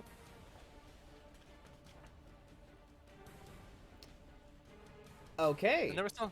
Yeah. they are not immune to sleep. Oh, wow! They are immune to the poison condition, but not sleep. I guess the phrase, I can sleep when I'm dead, kind of applies, so... Now these zombies are supposed to be like the ever-encroaching horror that, you know, terrifies us, but they're more like the zombies from Hotel Transylvania right now. I mean, Burn, as you look around, you see that some of them look less undead and potentially more like... Brawls? more like the soulless population that reside here. Oh. Some of them are commoners. But yeah, go ahead and roll your sleep. So it's 5d8. 5d8. Get on a healthy sleep cycle. All right. Which one are you starting with first? Definitely a Strahd. Remember, this goes... You target one person, and then if they fall asleep, the residing goes to the others. So, the best option is always to go with the weakest one. Oh. So Okay. really, any of these groups up here would be great. All right. Well, I'm learning. So that guy. All right. He has not taken any damage, so at 8 points, he goes to sleep. It goes to the closest one to him, which is the one next to him. Another 8 points, he goes to sleep. And the residing 2 points left over does not put any other creature to sleep.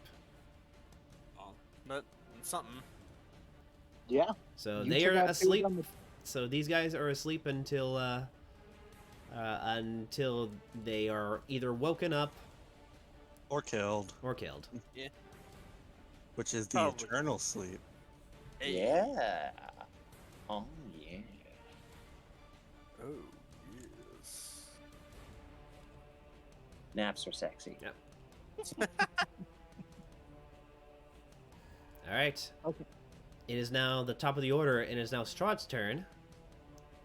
So, technically, And his shit grapple rocked. does not. It would be cool that you could like prevent people from saying stuff. Well, grappled, but I'm pretty sure there are certain rulings about that. That like there are feats that have similar effects. With that being said, Strahd, not liking, The current situation. yeah. So he is going to cast Thunderstep. Okay. So I need everyone. I need everyone because everyone's within range of this. The thunder steps affects when you land, yes? Let's see. Teleport yourself to an unoccupied space. You see within immediately after you disappear, a thunderous boom sounds, and each creature within the space you left makes a con save. Damn it. Sorry. I keep forgetting these spells. So con save, you said? Yes.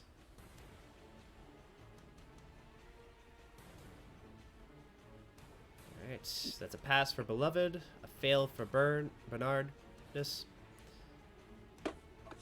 Oof. Irina, she's proficient in this. Con save. She takes... Yes, con Yes. save. I don't have good con. Alright, the only one who passes is Beloved. Ooh. Alright, so this is going to be 3d10 thunder damage, and cut in half for Beloved. Okay. Wait. It doesn't help.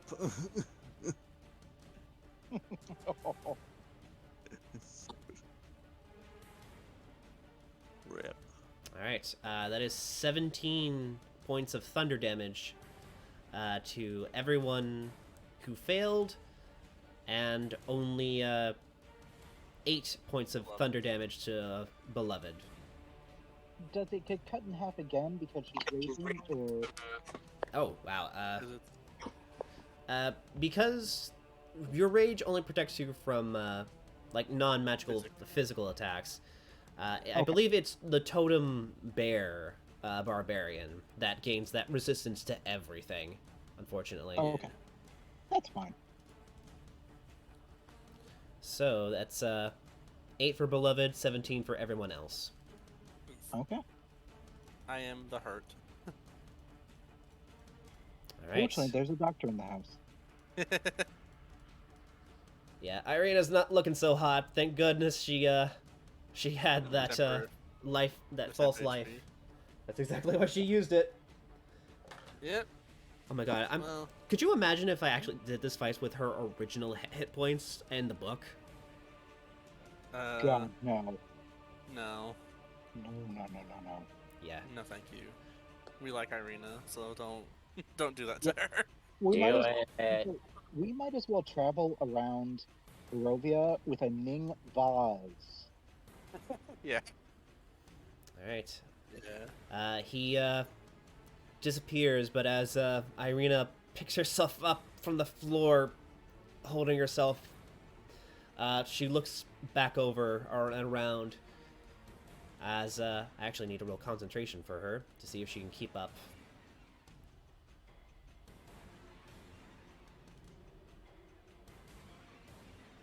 Yep, she keeps up her concentration spells.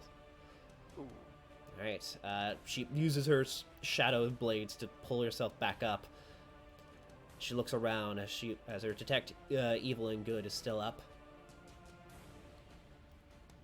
She looks I'm over ready towards to the detect to the west hall of the chapel as she points over. He's over somewhere there. So here. Yes, he's in that general direction. She Okay. doesn't have a direct line of sight, but she knows where he is. Got it. Right, that Gotcha. was Strahd's action. Let's see, what can he do as a bonus action? Nothing. Oh, he can do this. Nothing.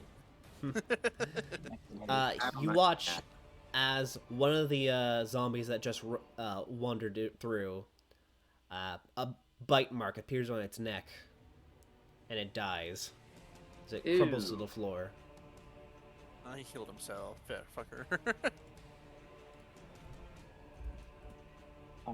He used him to regain hit points. Yep. Yes.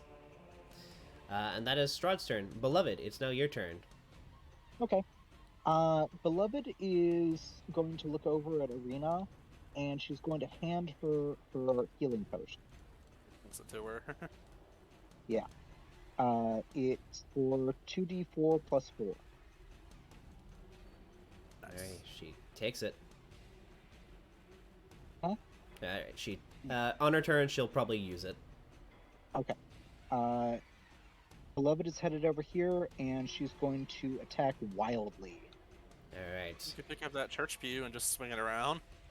Alright, so I will say, you saw the zombie get killed, so you know that he is somewhere in this general vicinity. He's in one of these 3 squares. Okay. Oh. Can she just pick up a pew and start waving it around? Roll a strength and athletics with advantage. Okay. Rage! Listen, channel Ari and all the bullshit he does. Oh, absolutely. This pew has been knocked off its side and it's in shattered pieces. So yes, I will allow you to basically swing this with a cleave effect. Okay. And she's doing this basically just to attack, The area. find him. Yeah. Like echolocation, but with blunt force. Exactly. So Okay, and once it hits, yeah, roll an attack. that would be 2d20 plus her strength. Yeah, just roll. Sorry, 1d20. Yeah, just roll it as your regular mace. Oh, It's easier that way. Yep, that hits. Bonk! You watch everyone watches as Beloved picks up the Hue by the legs, lifts it up in a massive shout. She swings this thing, like sweeping all of this area, as you see it shatter to pieces, right here. Roll his concentration. and the damage, too, whatever the damage would be. Yeah, go ahead and roll just your regular. Yeah. Okay. oh, sorry, that was one too many.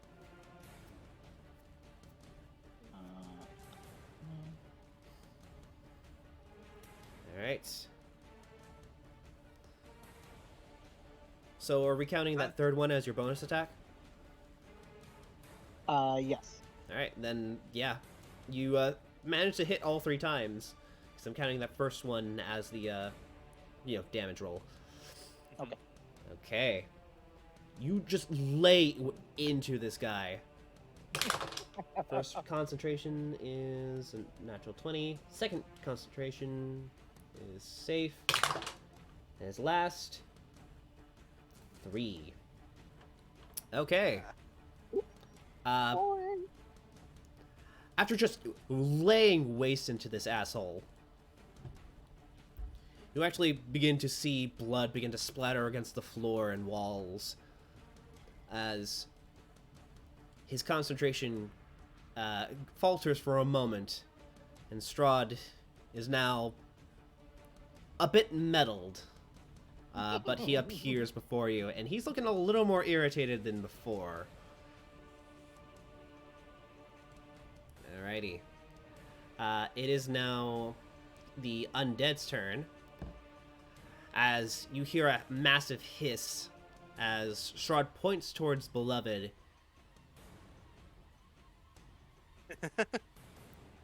And they begin to swarm you. Okay.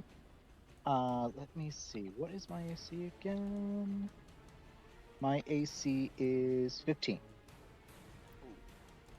Alright, and because you've been recklessly attacking, they have advantage on this. That's true. But you're also raging, so. Alrighty. So they have a +3 to attacks. Miss. That is a hit.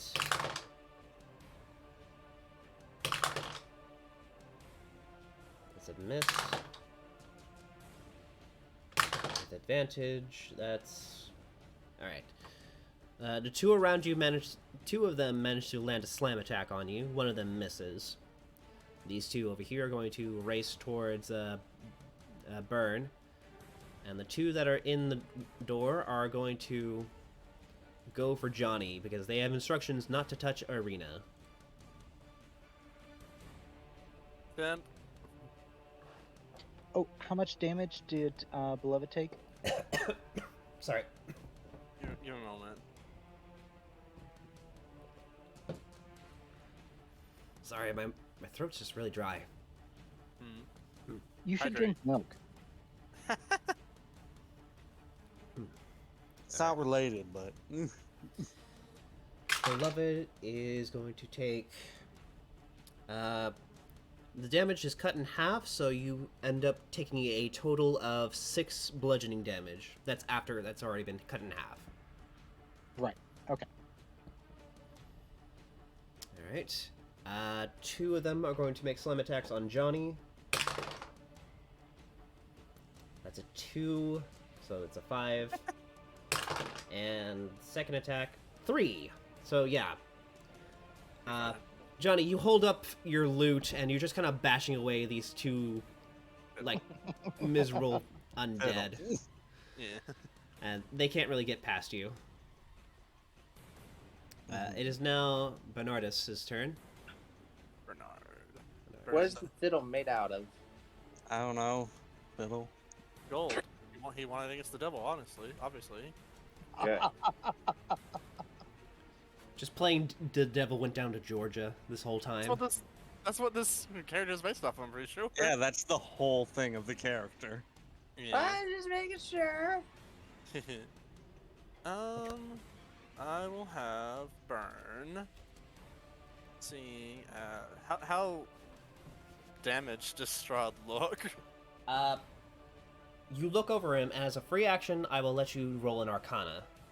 Cool. To see how he's holding up his form. Physically all right, morally upset. Okay. With that 27, your eye goes off once more. You look at him, and he seems not nearly as damaged as he should have been. You guys have been laying waste into him for a good while now. But your eye flashes for a moment, and you see a beating heart. You're not sure what that means. Beating heart, you say? A giant beating heart. And you have no idea what that actually means, but something is preventing him from taking more damage. Is it like on him or? Just it's a flash of a vision that you saw. Mm-hmm. But you know that whatever this is, it's keeping him from taking as much damage as he should be. But we can still We'll hurt just him. have to so- damage him more. Yeah, exactly. Alright. Let's being put up with being set on fire. Just because I you can guess- take damage doesn't mean you enjoy it. That's true. Exactly. I guess I will. I ain't worried about these guys over here.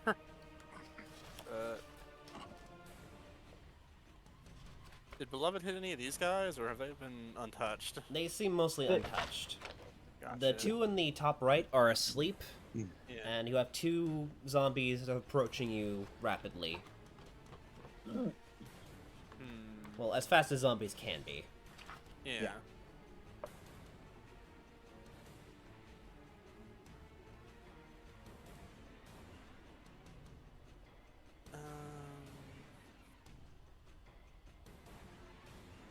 Yeah, that doesn't help me any.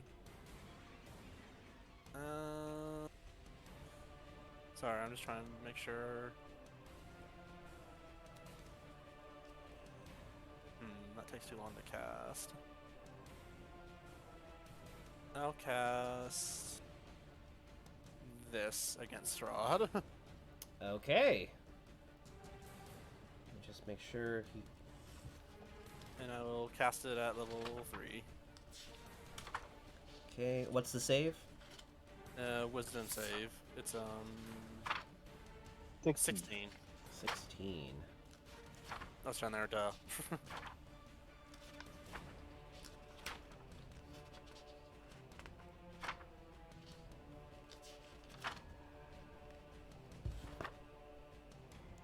damn it!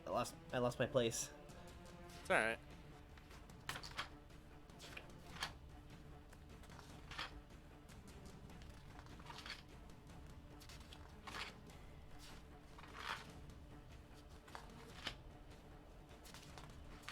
I lost my religion. Dun, dun, da, da, da, da, da, da. Da, da, da, da, da. Damn it! Where is it? I love having gay friends that get my references. Yeah.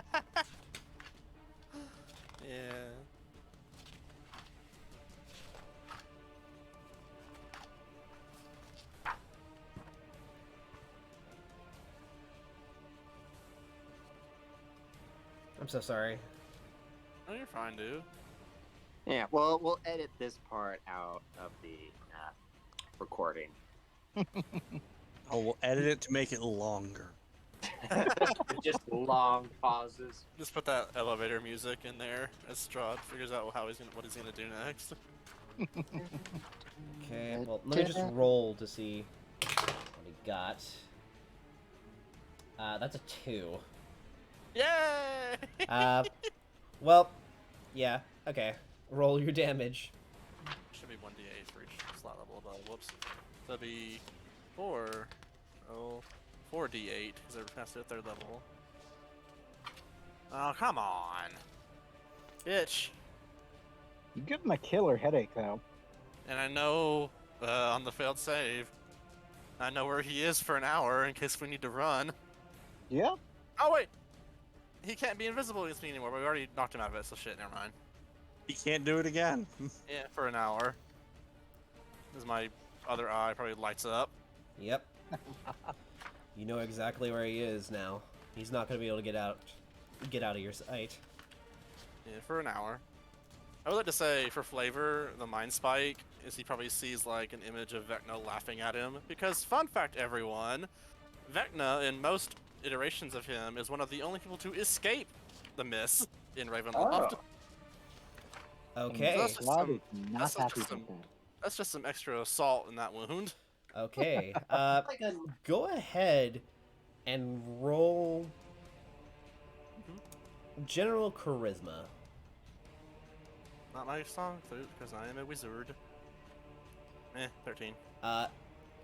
As you let loose your mind spike and he stumbles backwards, his head snaps to you and he is visibly livid with you. Shrug. Listen, my life sucks, man. He's picked me and I didn't want it. But, you know them evil gods like to throw more coal in that fire. Like, you can see the gears turning in his head, and he's like, that fucking bitch sent you just to spite me. That sounds about right. Like, literally, mind spike him, if you will. Oh Yeah. my god. And also burns the one that casts non-detection on Irina, so which caused everything. So that's even more Vecna going, hey, you! Fucker. Neener, neener, neener, neener, neener. But yeah, I'll see him look at me and be like, nope. You hide in a bedroom.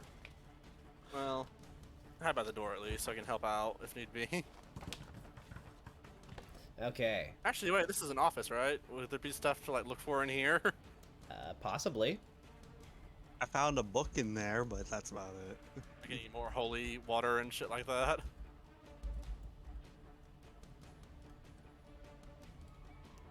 Possibly. Is he weak to jewelry boxes? Silver. I'll go in this one. So Okay. that's my turn. Okay. With that in mind,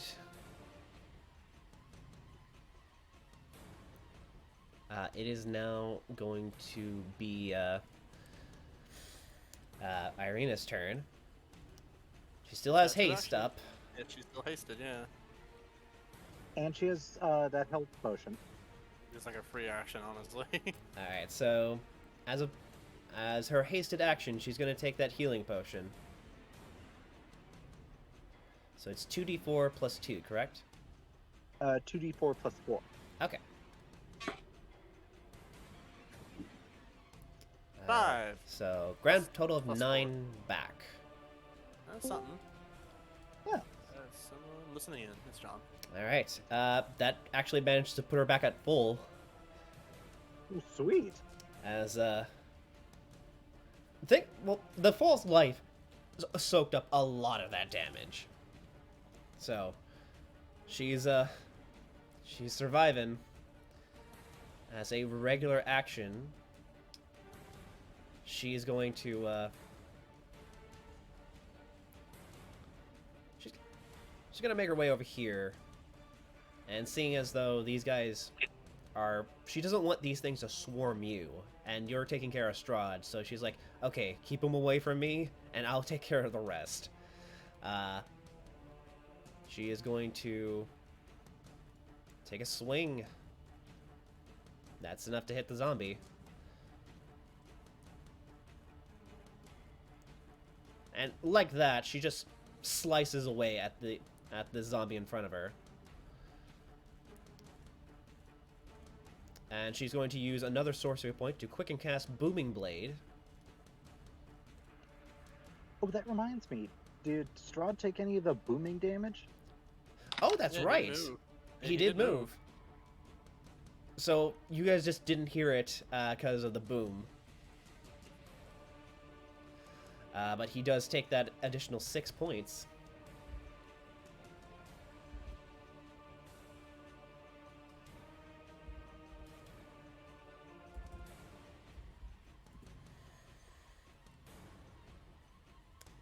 This one's dead.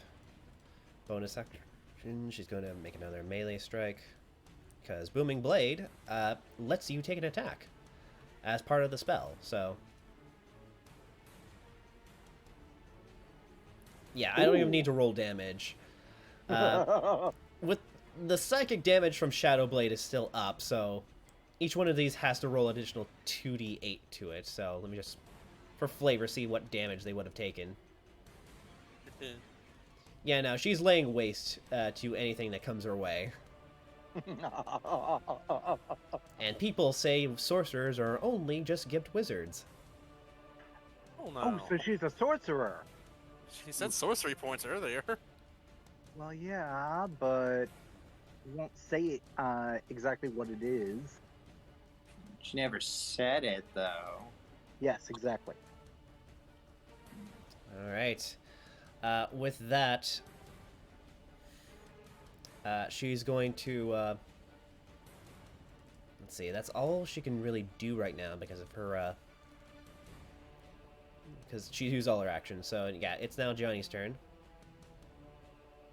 Johnny! Okay, where is Strahd? Which? He's the one with the red Here. token. Okay, I didn't see it. Yeah. You have 2 zombies in front of you. Yeah, I do, don't I? I don't think I have anything that lets me hit 2 guys at once that doesn't cast another spell slot.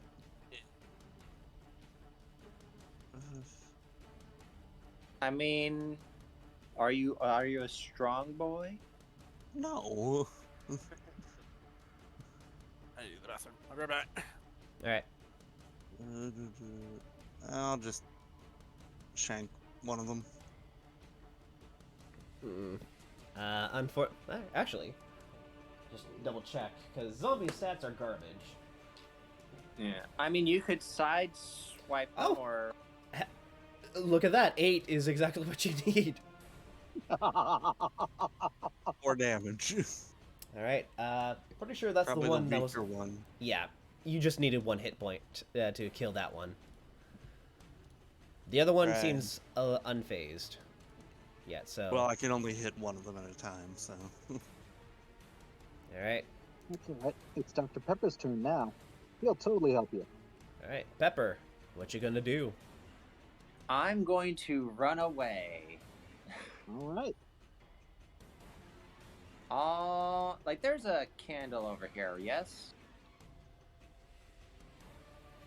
I mean, there are torches all over the place. Ah, okay. Anywhere you see those yellow lights, there's a torch. Alright. I'm gonna hop on over. Yeah, I'm gonna hop over to this torch here. Be like, I got it, guys. I got it. I finally know which one of these is gonna help us out. And I light my little incense stick and start to dance. Do a little little fan dance with my arm feathers. Spin around and a lot of spinning around. Spinning, yeah, jazz hands. Hypnotic pattern. All right, Oh, so where are you putting this? I mean, right around where I am. I guess radiate from there. So just to iterate, hypnotic patterns is an AOE, and anyone who is in it gets hit by this effect. Even your allies. Even allies. However, I will point this out. Beloved is immune to charm, which counts as hypnotic patterns effect. So she would not be affected by this. It's centered on her, honestly. Yeah, actually. Yeah, let's hang right on her. Alrighty. So DC 15, Wisdom saving throw. So now she's a bloody bride with like a 60s or 70s music video background behind her.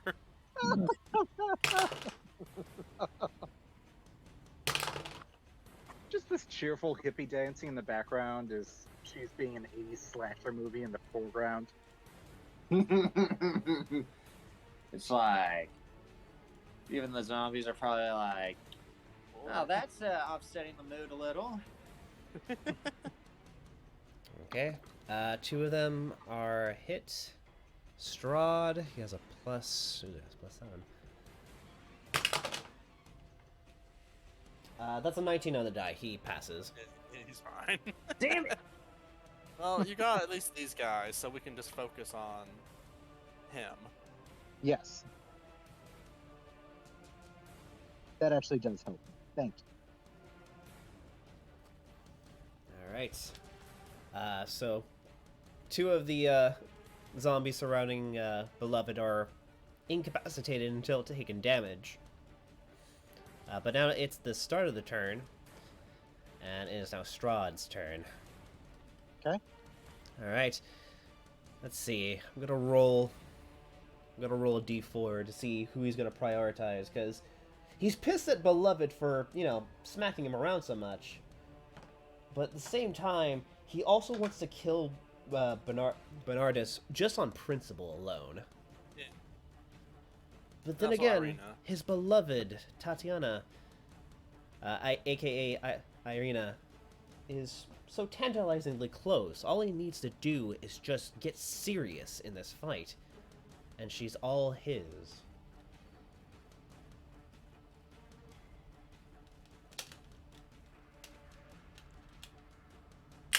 Don't think people can be owned, though.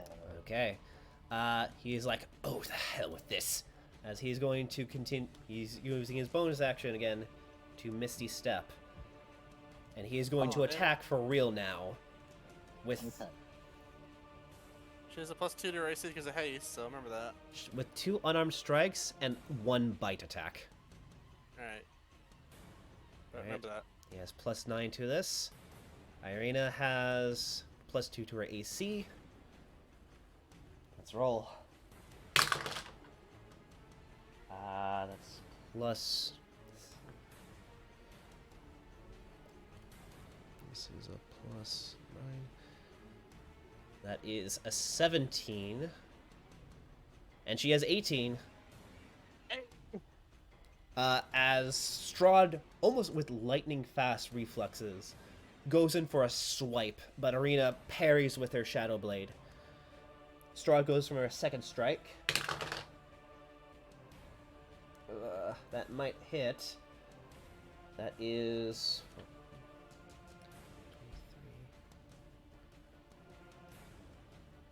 That is 22, but Irina is going to use her reaction to cast Shield Bonk. and give her an AC of 23. And that's one round, so Yep. As Strahd goes in for that swipe, she holds up a holy symbol, and for a brief moment, he's repelled by some form of radiance that emits from the symbol. And for the bite attack... God, he has +9. This would be she really has bad plus if... 7. She's got plus 7 AC now with the haste and this. She's got an AC of 23. So this would be really bad if it hits. 19. Yay! Once again, Oh, he thank goes God. in to try and get a bite in, but she just straight up slaps the holy symbol to his face, and he recoils backwards.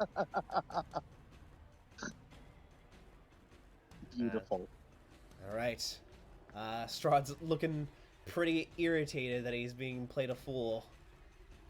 Again. With that, it is now Beloved's turn. Okay. Beloved is going to make a very casual, offhand smack to the one zombie that is not hypnotized. All right, go ahead and roll damage. Okay. No, was that what that strength was?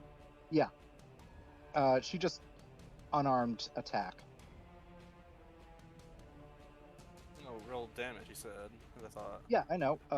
Damage is 1d20 plus 3. 1d20? That's strength. It's a Yeah. 1d4. Oh, Dude, my- that would be way busted if you had a 1d20 for unarmed strikes. You're like the ultimate monk. Sorry about that. There we go. Oh. But yeah, you just pop this thing in the face as it recoils backwards. But Yeah, still and alive. that's... Yeah, she just needed to not stop her from attacking Strahd.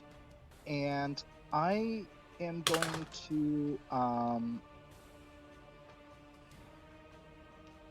she's running towards him with the pew aimed like a javelin. Okay. As you are running away, however, the zombie does get in one parting shot as it Okay. rolled an 18, and you take... Okay. You take 4 bludgeoning damage after That's fine. your resistance. Right. Okay. With flanking, that'll hit him. And it's wood. Yeah, exactly. She's trying to pierce him through the chest. Yeah. The only reason she isn't using her full strength is because she doesn't want to hit Irina. Yeah. Yeah. But just you have another attack though, I think. Oh yeah.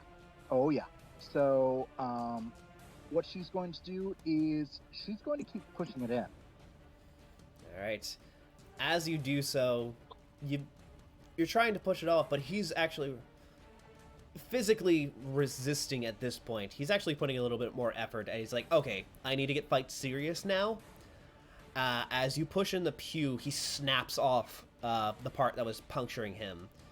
As you deal the damage, but unfortunately, puncturing his heart does not go fully through. Okay. What would I roll to, or is that my third attack? You still have one more attack with your Frenzied Rage. So, I will say that if you want to use a more manageable piece of, a stake, Okay. roll it as a dagger. Okay. What would be the dagger sticks? Let's see. It would be 1d20 plus your dex. And you're Okay. barbarian, so you're proficient with it, so add your proficiency. Okay. 1d20 plus my dex. The damage will be a 1d4 piercing Oh, plus dex.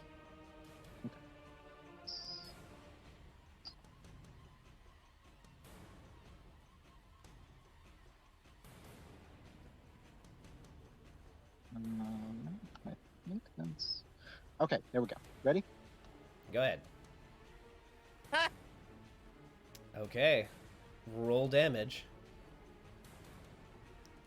And her main objective here is not to do damage so much as just hit him in the heart with the wooden stake. She knows this probably won't kill him, but at this point she's just trying to get him away from Irina.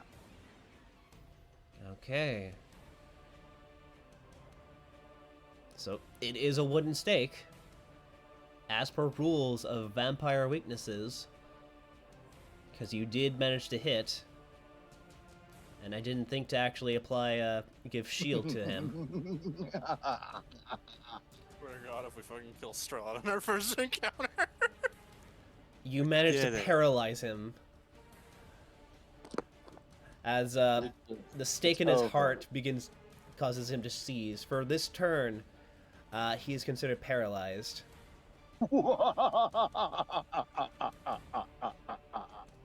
Well, that solves that. Let's all go to the cafe and get brunch.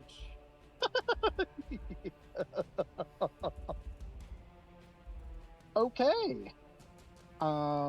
Beloved is going to kind of collapse on the ground because I've used up all my turns, and she's gonna look at Irina. Just, you okay? Or she's It's over clearly yet. asking with her eyes.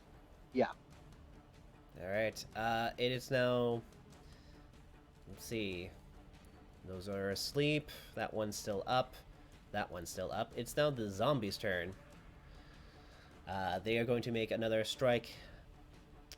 Actually, they're going to roll intelligence for them, because they do have some semblance of intelligence. Natural 20 for one of them. And 6 for the other. The one that you popped, Beloved, seeing that its master has been staked, it knows that it needs to remove it. So it's going to... Attack of opportunity. get to here. Okay. And it's not going to exit your range, so you don't get that attack of opportunity. Just yet. It's going to use its action to remove the stake. Or try to. Can- However, for the sake of this combat, Strahd will be able to get a turn, but he still has the paralyzed condition until he starts his turn. So, get your damage in now. Okay. With that, the other one is going to make a slam attack towards Johnny. That is an 18. Yeah, beats. You take 4 minimal damage. Awesome. All right. With that, it is now Bernardus' turn. Yep. You can just say burn. It's fine. Sorry, I keep saying want to say burn, but Burns' turn, and it's like Yeah, I know. We already said that. Alright. Seeing as Strahd is down, I will use the best spell in the game at 2nd level. So okay. all on him.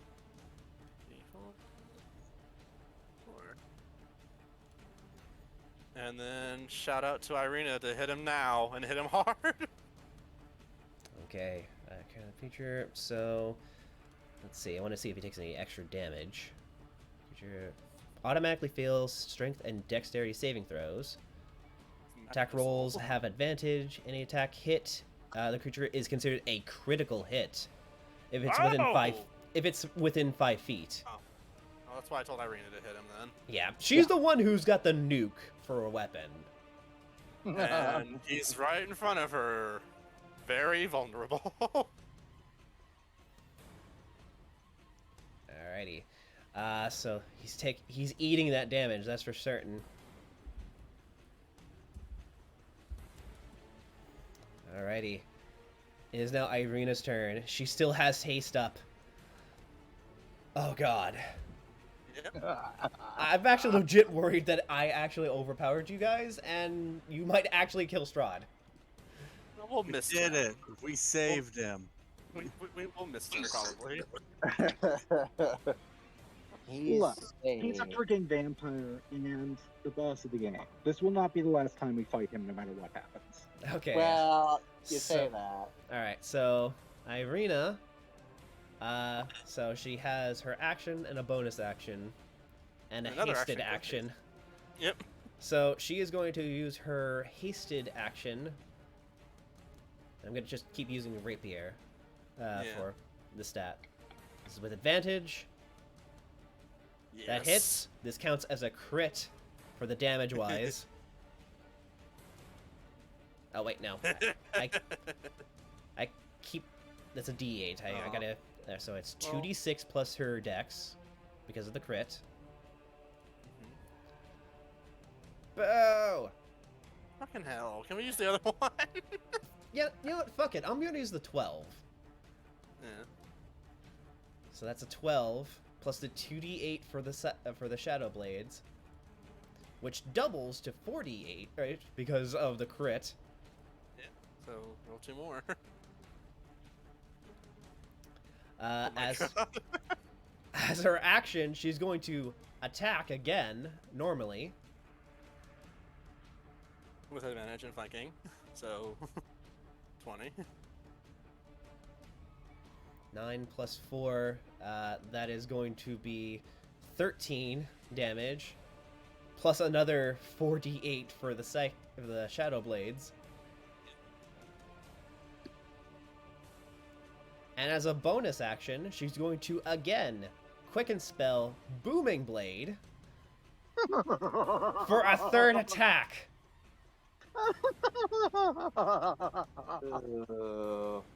This combo is disgusting, I'm realizing. That's too much. Aw. Ah! That actually misses. But still, Oh well. I have to calculate the fucking damage that she just unleashed.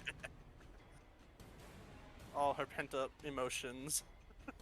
Does Strahd have any estranged family that we need to know? Maybe know for? Maybe one. If it's who I'm if he's still in this Rod module. 2. Not that one. Strahd Phase 2 Oh my fucking god. of 7. Strahd, but there's like an extra D at the end of the name. Okay, so And an X. with the silvered short sword that he cannot resist the damage, plus the psychic damage, Irina did a total of 70 points of damage to him. Jesus fucking Christ. Yeah! Like, That's a lot. she's straight up just impaling him in the chest over and over again. But she gets a little too into it because she's like, you actually see a little bit of tears forming in her eyes because she just wants this to fucking die. Just die, you fucking monster. She's. Die, creature, you don't belong in this world. I didn't want to say it, but you did. He's a bit more emotional about it. Like this thing that has been haunting her for no good other reason other than you look like my dead ex-crush. I want you now. Now you're dead. Alright, so that's 70 undeniable damage. Strahd looks like he's... Like, he actually looks like he's close to actually dying. But she stabs once again, but missing off to the side as she was aiming for the heart, but it gets the armpit instead, as she's gasping for air, as she herself is getting a little exhausted. Johnny, what do you do? Well, I'm not normally a damage dealer, but if I can get away from this zombie and not get hit, I can come in. Alright, it's gonna attack of opportunity, Yeah, whatever. and it misses. Awesome.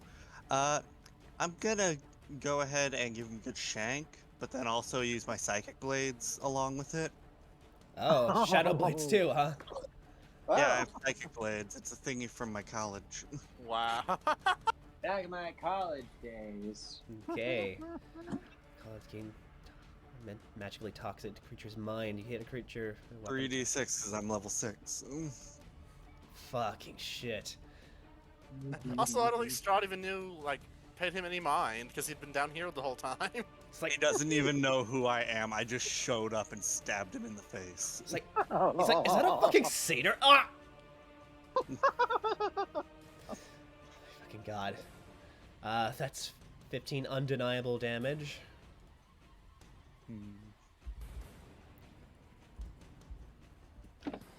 Plus the dagger damage. The dagger is 4.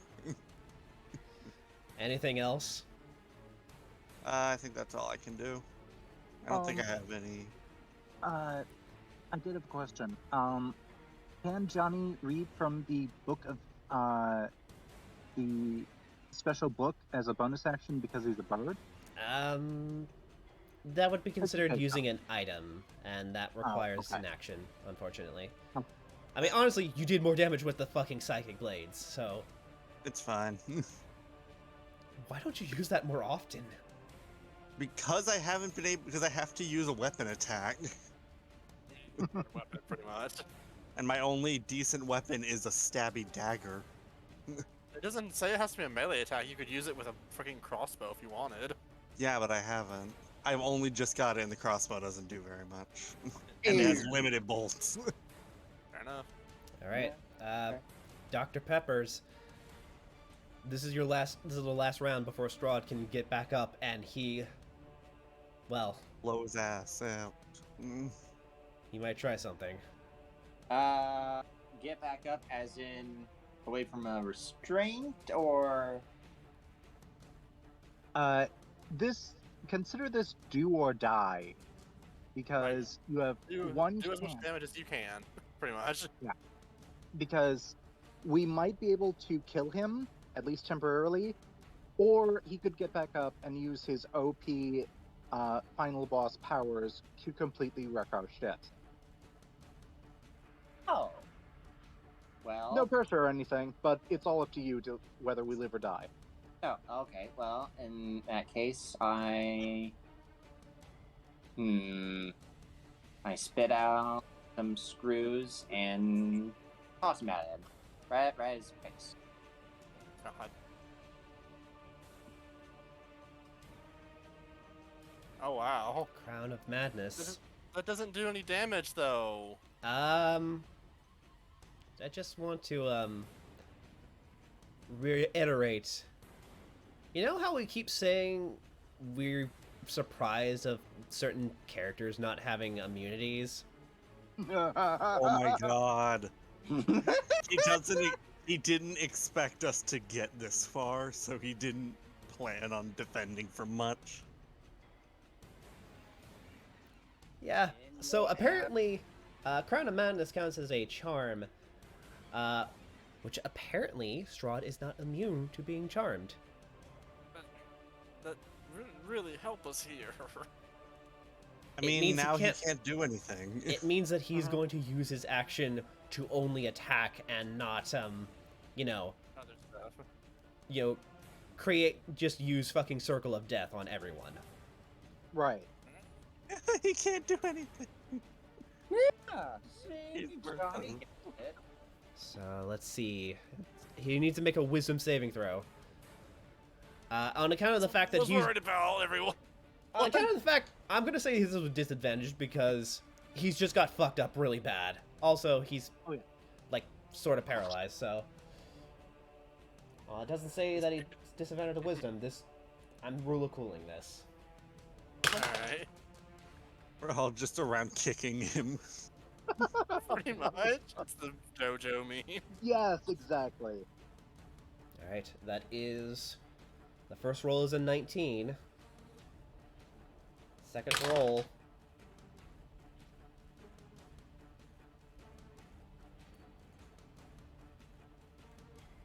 That's a 14. I rolled a Alright. 5 plus 9. That's a 14. And that doesn't hit it. You watch as this vampire thrall just manages to dive jump and rip the stake out of Strahd's heart after getting completely plastered by everyone else. He looks like he's ready to stand up and cast a spell, but then all of a sudden a metal jagged crown embedded into his skull. And he begins to go into a rage state as he attacks the nearest target. Well, it's a target that Dr. Pepper chooses. Choose beloved. Or the Who's vampire the zombie spawn. right here? Oh, Yeah, oh, hit yeah, the zombies. Yeah, I was like very perplexed by you guys being like, "Oh, they didn't help us." I'm like, really? I think it's very helpful. Sorry, I'm just like. Well, we didn't we're- know we're in he the wasn't moment. resisting Yeah. it. Exactly. Yeah. He has a That was a plus very 9 good to this plan, Lauren. save. He literally had to roll better than a 5, so you had a 1 in... He did it. you had a 1 in 4 chance of this actually going through. The Wyatt bullshit flip comes full circle. It's like, you know in Discworld how the whole 1,000,000 to 1 chance is like, it means that it will happen? Okay, it's now Strahd's turn. Almost immediately, he shoots up from the ground, and you see this bloodied heap of a pathetic-looking man pull himself up in a massive, gurgling rage. You see some of his wounds stitch and suture themselves back together, as he then slams his jaw into this vampire thrall.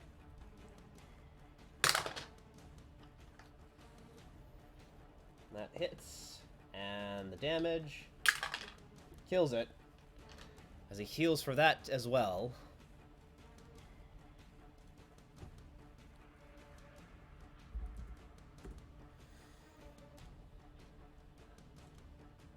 Okay.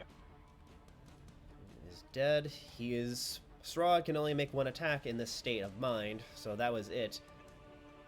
But as you all kind of back off, knowing full well that Strahd's looking a little feisty now,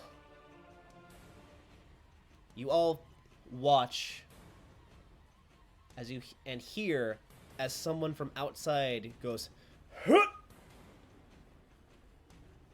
and shooting from the front of the church comes flying through a broom. Huh? Alright, let me look at the stats. He Vampire's dark. has Witches don't exist. +7 to hit. Vampires can't be witches. That's a 25 to hit. No, someone's throwing a broom at him, everyone. Yep. Oh, I just assumed a witch was coming through. It wouldn't be the strangest thing. It would not be the strangest thing in Ravenloft, yeah. Honestly, I thought that's what was happening too, yeah. That's 2d8 plus his strength, plus, so that's 4. That is going to be 20 damage as a broom impales Strahd in the chest once more. Oh my god. Can we all just think about the fact that Strahd only really came here to be all spooky and intimidating? Yeah. Yep. And then we let him in Yeah. and proceeded to kick the shit out of him? Yes. He just It's waltzed. literally the whole, we're not stuck in here with you, you're stuck in here with us. Yes.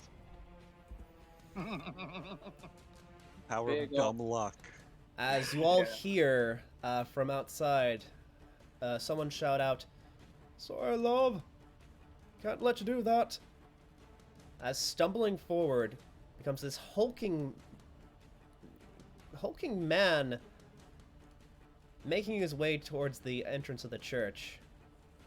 As he begins to say, "I heard an awful ruckus out here. I hope everyone's alright." We're killing Strahd. Oh. Just gestures to the scene and is like, You What want do to get some you hits in? think? as you see this man approach. Oh. Oh, okay. Harry Wimple. He's drunk. He's cute. I think. He's just got a dirty face. Aw. As he approaches and says, "Oh, well, that's certainly something." As he looks at Strahd's now collapsed body, he's like, so what do we do now? Isn't he supposed to be a tad more intimidating?" Can I roll an Arcana to see what to do with vampires? Oh, there's so much you can do. Let you know how to dispose of them. Hmm. Okay. For the sake of this, combat is basically over, with no further zombies that are an actual threat. And no one to willingly take Strahd's, stake, quote unquote, out. He's effectively. Fucking brew. Okay, yeah, at this point, a lot of you can just straight up wail on them. As, Irina do it for sure. Irina's Burn. like, Receive a okay. That was directly aimed at his face, by the way. Yeah, also it's probably crits because he's now paralyzed again. Right? Yeah, he's still paralyzed, so with advantage and all damages are considered critical. Yeah, looks like that got a little screwy. So you can roll your damage again, Reed, because you get an auto crit because he's paralyzed. Oh, right. This is the big bad evil guy, right? Yes. Yeah. It would be as if Sephiroth came in to tell Cloud, "Be warned, Cloudy boy," and Cloud just kicked him in the nuts. And then Bigfoot punches him in the face, and then They all Red just- like mauls him. It's It would be like when Sephiroth had that certain scene with Aerith, and instead of what usually happens, she just turned around and punched him straight in the nuts. he No, she- FDs it and does it and punishes him. No, she just straight up grabs the lawn chair, the folding chair, and just backhand swings it. We have screwed the plot up. Okay.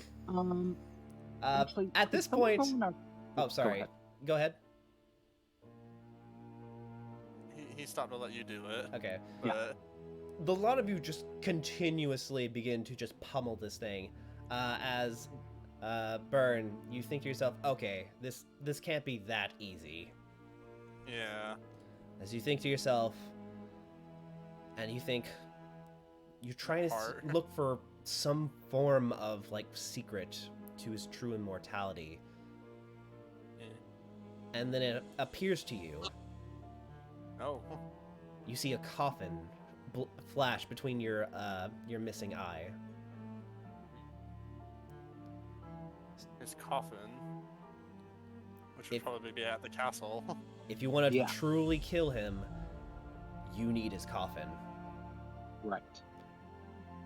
The only other way would be to put his body out in direct sunlight, which, wah, wah, good luck with that. Yeah. Block out the sun. Okay. Mr. Burns. Oh, Is he misting it at all? Eventually, after Beloved has basically rendered his face a pile of red mash, while Irina has turned his torso into basically a pincushion. This whole time, this gentleman who's been just casually watching is like, oh, well, it's not my place to get in the middle of some lady's business. Aaron will look to him and be like, "Do you know where we can find a bellows, like for a fire?" Oh, Well, I'm certain that I can put together some firewood back at the shop. Just need the bellows now. Oh, You have one. um, what's a bellows? It's the thing you use to blow air onto the fire to make sure it stays oxygenated. It's like an accordion, but it doesn't make sounds. Oh, No. oh, the little wind pumple thing. Yeah, we Yeah. have one of those. Let me just where did I put it? He turns around into his bag. He's like, oh, I must have left it back at the shop. Sorry, I can run back to the shop real fast and grab one. I'm sure my uncle wouldn't mind.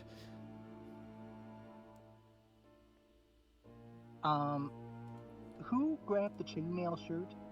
Sorry, my mom came in and I didn't hear anything you said. Okay, so basically the man said, oh, I'm certain we have something like that back at the shop.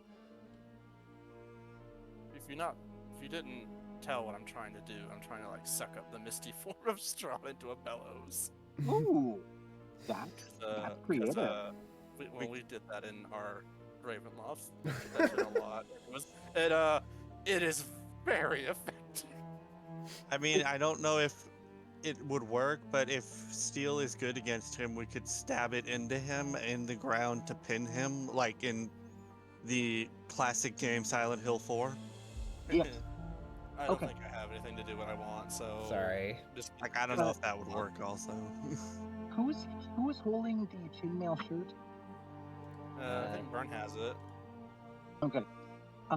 Beloved is going to walk over to Burn and just sort of like pat his satchel until she finds a chainmail shirt, and then she's going to hand it to this guy while looking at the others like with a kind of urgent expression. Oh, this is a lovely gift, Mum. Are you alright? You seem to be covered in a lot of blood. Can I roll an insight to see what she wants us to do? Like put him in the chainmail or what? Yeah, you can roll an insight, and I'll deliberately auto-fail it. And she thinks that he is the one that was mentioned in the cards. Oh. Yeah, Burn, you look at this gentleman, and for a brief moment, this guy looks exactly like the innocent card that Madame Eva showed you. Oh. And he'll look at Beloved like, oh. What did he want us to do with the innocent one again? He was a companion that would help you throughout this place. Cool. Yeah. Yeah, well. I still have the battle music on, but I think it's more intense. Yeah. At this point, it's gone back to the usual standard Into the Mist music. But yeah, at this point, she's not stopping for anything. She's just straight up mutilating this body, tearing it to as many pieces as she can, until eventually the blood stains, the shattered bones, the corpses that are now littering this desecrated church begin to melt. Oh, I And was gonna do I'm- it. I have a really stupid question. If he turns into mist, does he need all of the mist to fully come back? You don't know. Because I was thinking, like, if you just, like, cut off a limb or two and then stick it under a bucket, then that mist won't be able to get back. And even if he reconstitutes, he won't have, like, all of him. It'd be like an airtight bucket. Yeah. I think I will go out on a limb and say that to sever a part of him and keep it trapped, it'll probably take him longer to come back. Yeah, well, we also made him into pudding, so I think it's gonna Yeah. take him a little bit anyway. Yeah, no. At this point, he's gonna need an off day. That's for certain. Just vacuum seal him. Yeah, but you say he's starting to melt? Yeah. As all the others, like blood and sinew that you guys have basically splattered across the floor, begins to rise as a mist. And for a brief moment, you see the angry snarl of Strahd looking down at you. And in an echo across all the land, you hear, I will not create Easy on you next time. And with that, it fades. Beloved flipped them off. Burn just observes. And Burn is like, oh, Listen, um, that's already shit. This man who's just walked into the situation, he saw that someone was attacking Irina, and he's like, oh no, and chucked a broom, hoping to help her. Well, I got it did. It I mean, does did. not still fully realize that that was actually Strahd. Yeah. This man is like, oh. I'm actually gonna roll because he has a so low intelligence. With a natural 20, so that makes it a 16. You got a nat 20. Exactly, he's that stupid. He's like, oh, I messed up. I messed up bad. You're good. It would have happened sooner or later. No, you don't understand. I messed up bad. As he looks a little bit worried. Oh man. Oh bother. My uncle's gonna be real sore. Aw, were you not supposed to come here today? I was just grabbing some firewood, making my way back to the store. I didn't mean to do bad. You didn't. Why don't we accompany you to your store and let everything work out that way? As I like look at everyone like, hey, maybe we should follow him to a more secure location, especially at Irina. And Raina's like, after the haste has now kind of dissipated, she looks exhausted and happy. For a brief moment, you actually see a little bit of a smile creep on her face. As she's like, I know that's not gonna kill him. God's be praised, that felt great. I mean, if we did it once, we can do it again. As the gentleman says, oh, okay, I can probably take you somewhere less broken. Lead on. And probably get you some cleaning supplies at the store too. Most people call me Periwimple, by the way. It's a pleasure to meet you all. People are cruel. We'll just call you Perry for short, if that's all right. And it is a pleasure to make your acquaintance, good sir. It's a pleasure. We should probably leave, as he Yes. kind of motions for you all to follow him Over the corpses. over the corpses. He's like, oh, sorry. He's just saying sorry to all the corpses that he's like walking over.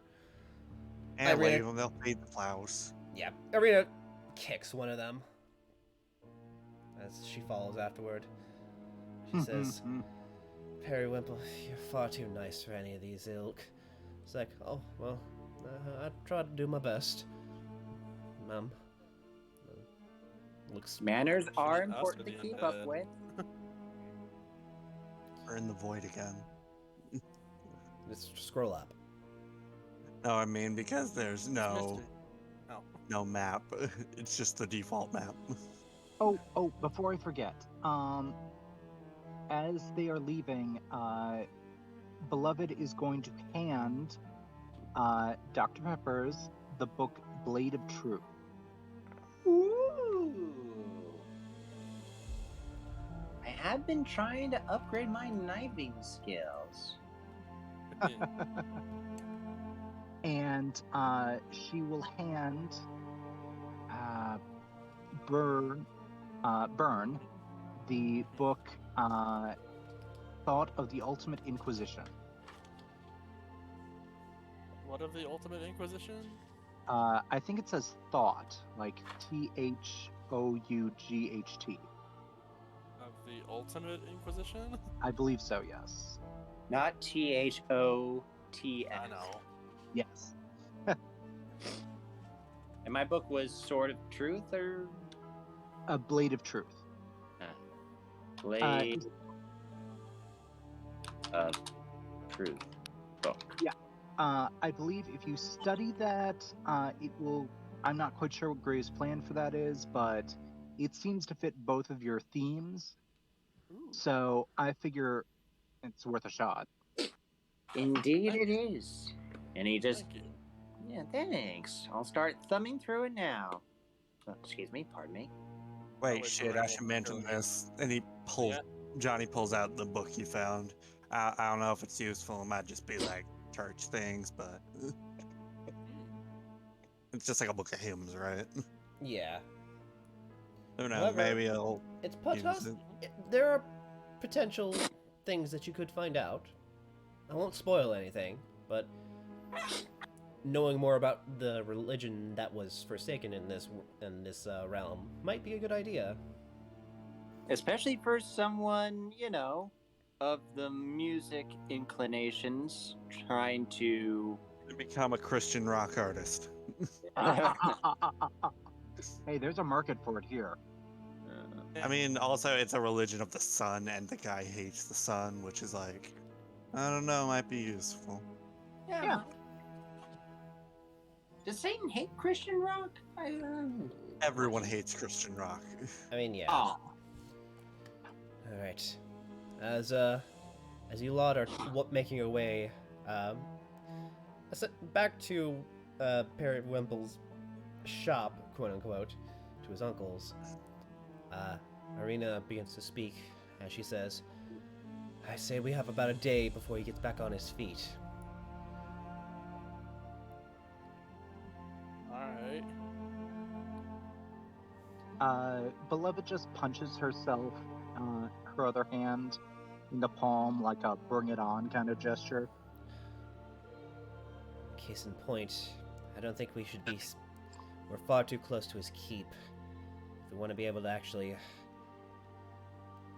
get a little bit more distance from him. Yeah. Well, On top of that, I doubt he's going to be as gentle. Yep. I mean, do we know where his castle is? Maybe we could just cram a whole bunch more garlic in his coffin.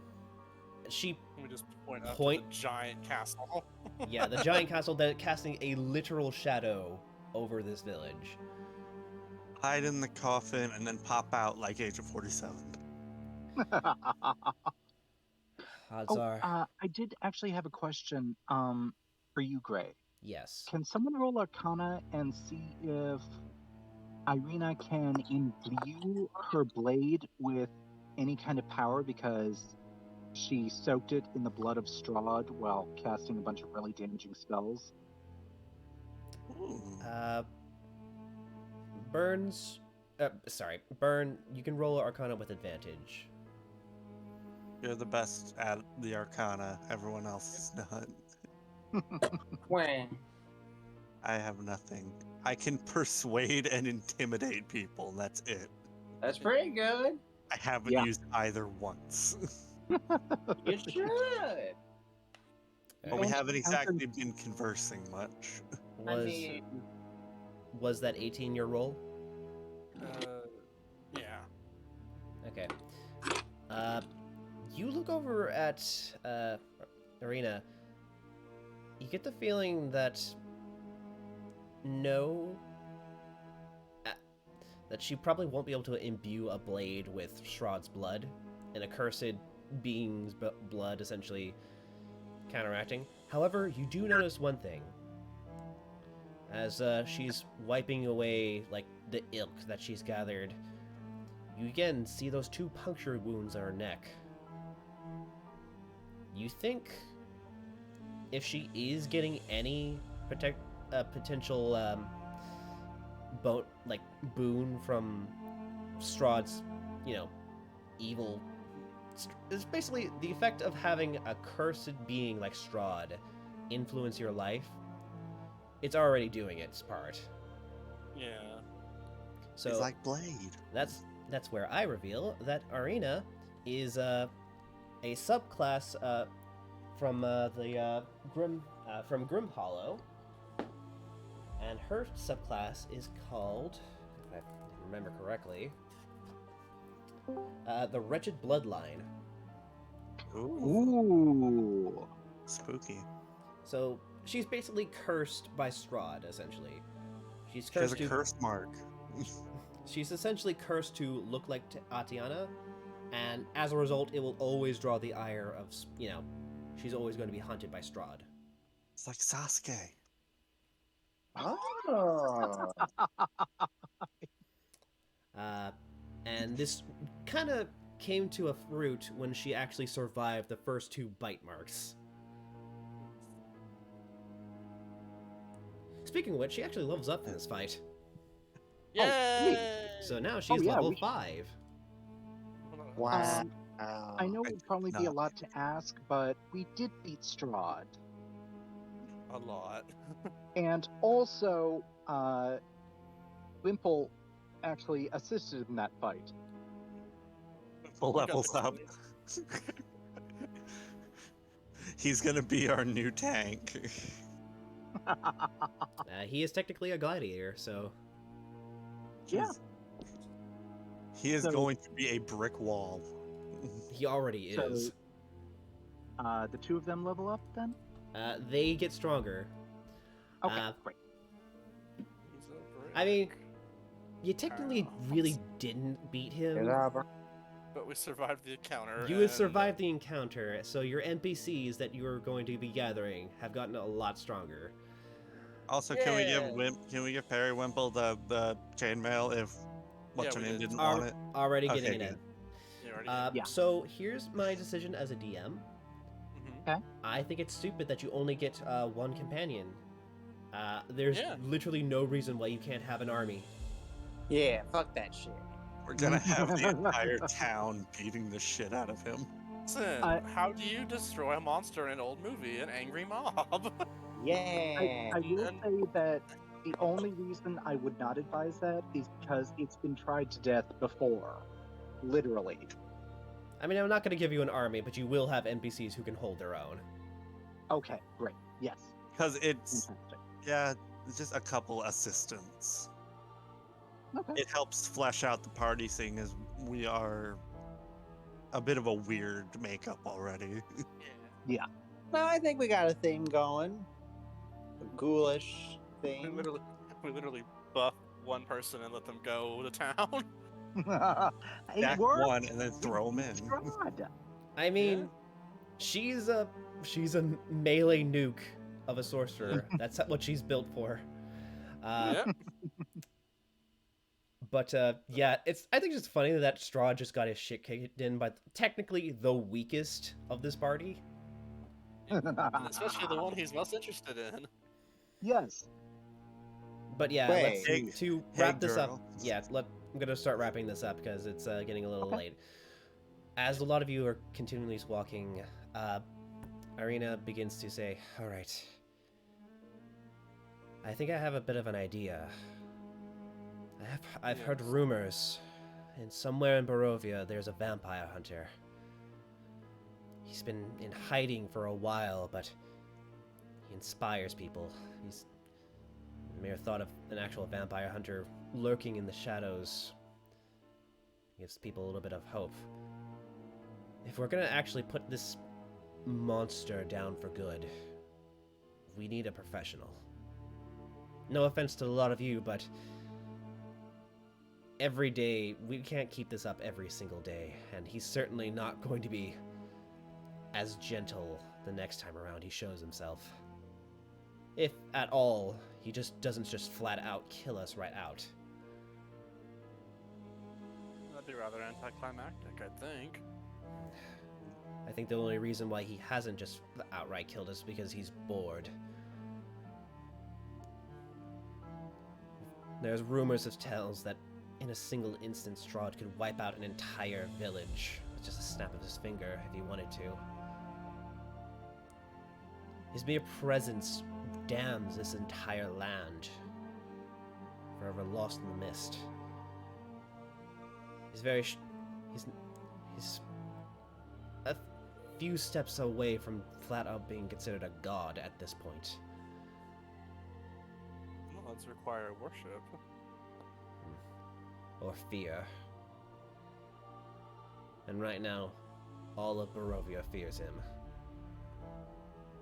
Well, she looks over to Beloved. Almost everyone.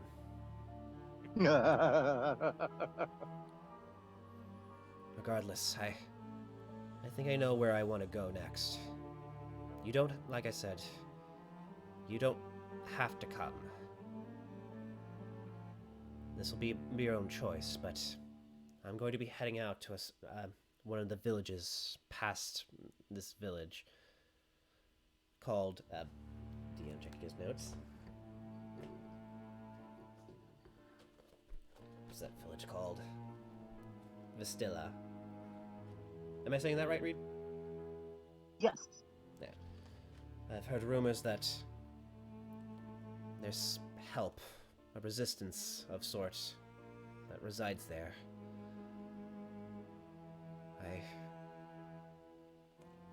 If I know they won't be inclined to help me. If anything, I'd be putting them in a lot more danger, but that may be my best shot to gather some forces for our own.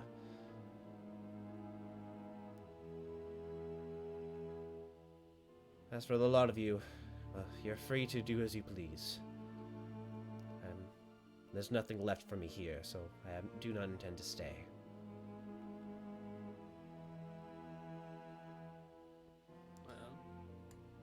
And look at everyone. We're kind of stuck here too. Yeah, we didn't intend to stay. I was just trying to see a patient, and he's dead, so I'm happy to join up. Get back to the hospital as soon as possible.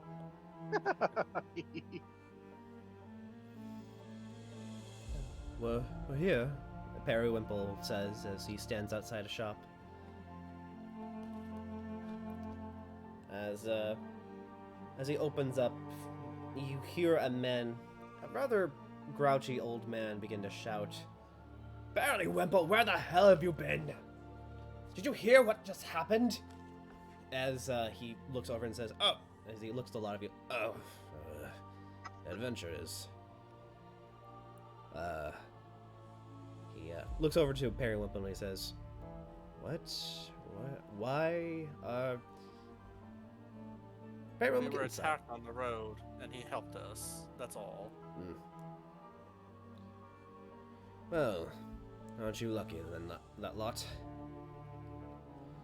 Anyway, I suppose I'll give you a little bit of a service. I can open up the shop for a little bit before you head out on your way. It is rather late. Oh, Alright. thank you, sir. Sorry to trouble you so. It's just, well, you know how hectic it can be out there. we won't trouble you too much. At this point, Periwinkle would begin to say, Uncle, I think I may have done a bad." What do you mean? What do you mean you did a bad? See, Periwinkle kind of a little sheepishly around what you've known to be his uncle. He actually kind of looks to a lot of you to help explain. Like, he's like, "Oh," like he knows he messed up, but he wants someone else to say it so they can say it right. I think this is the moment when Johnny's skills come into use. Yeah. Let me. Doctor, go. No, I think what he's trying to say is he assisted us while we were attacked. Okay, yeah, you And said that. This poor boy is just so morally virtuous that even the idea of fighting weighs heavy on him, as you can see. This old man just kind of rolls his eyes as he says, "You're far too soft for a body like that, lad.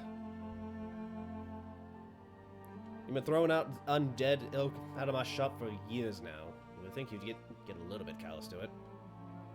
Periwinkle just kind of like shrugs a little. He's like, I don't mean to harm no one. Regardless, what's this bad that you did?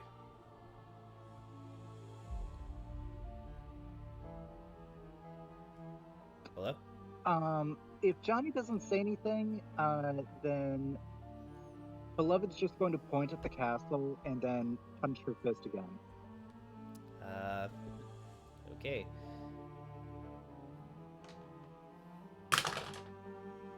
Right. He understands perfectly with a natural 20 as he's like... As he actually visibly goes pale. As he looks up to the castle. And then back at Periwinkle. And then back to the castle. And he grabs Periwinkle by the ear and shouts, "You damn idiot! You killed us all!" As he pulls Periwinkle. Quiet down.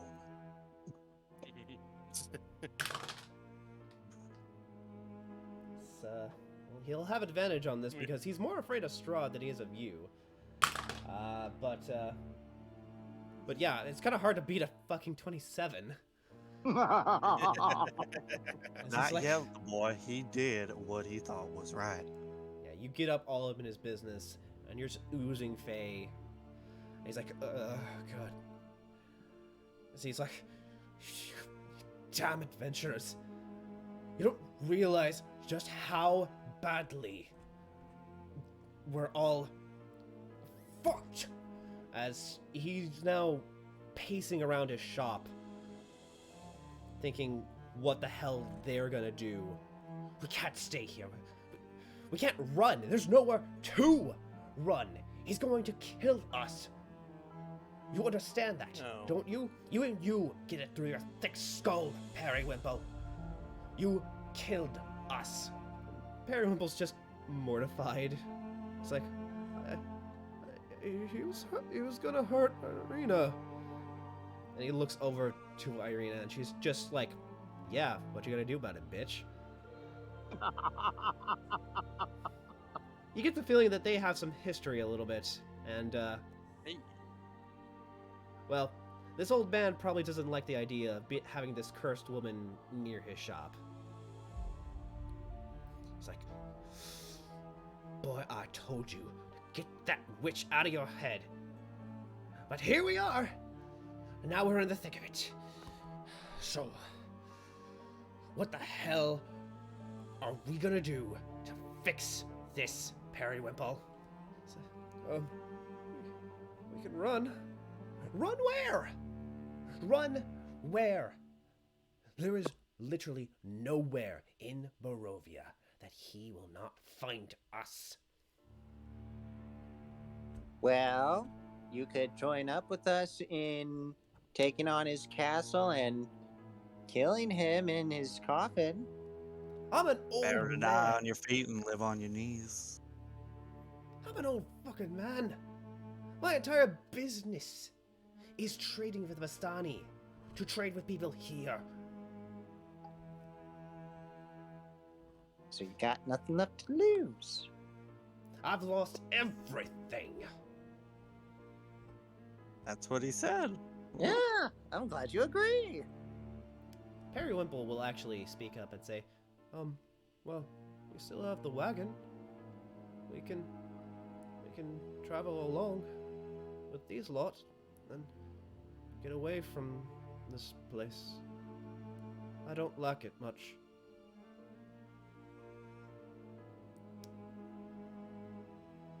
As the uncle looks around and says, "Roll a persuasion for, Johnny, to see how well this goes, though." Wait, 15.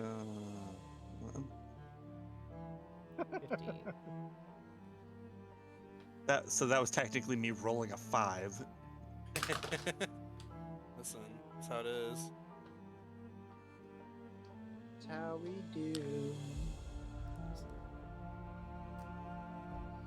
Or, he looks over to you, Lot, and says, or, I could simply set my feet down here beg for the master to not just straight up turn us to thralls, and we can say that I did not denied you lot any service.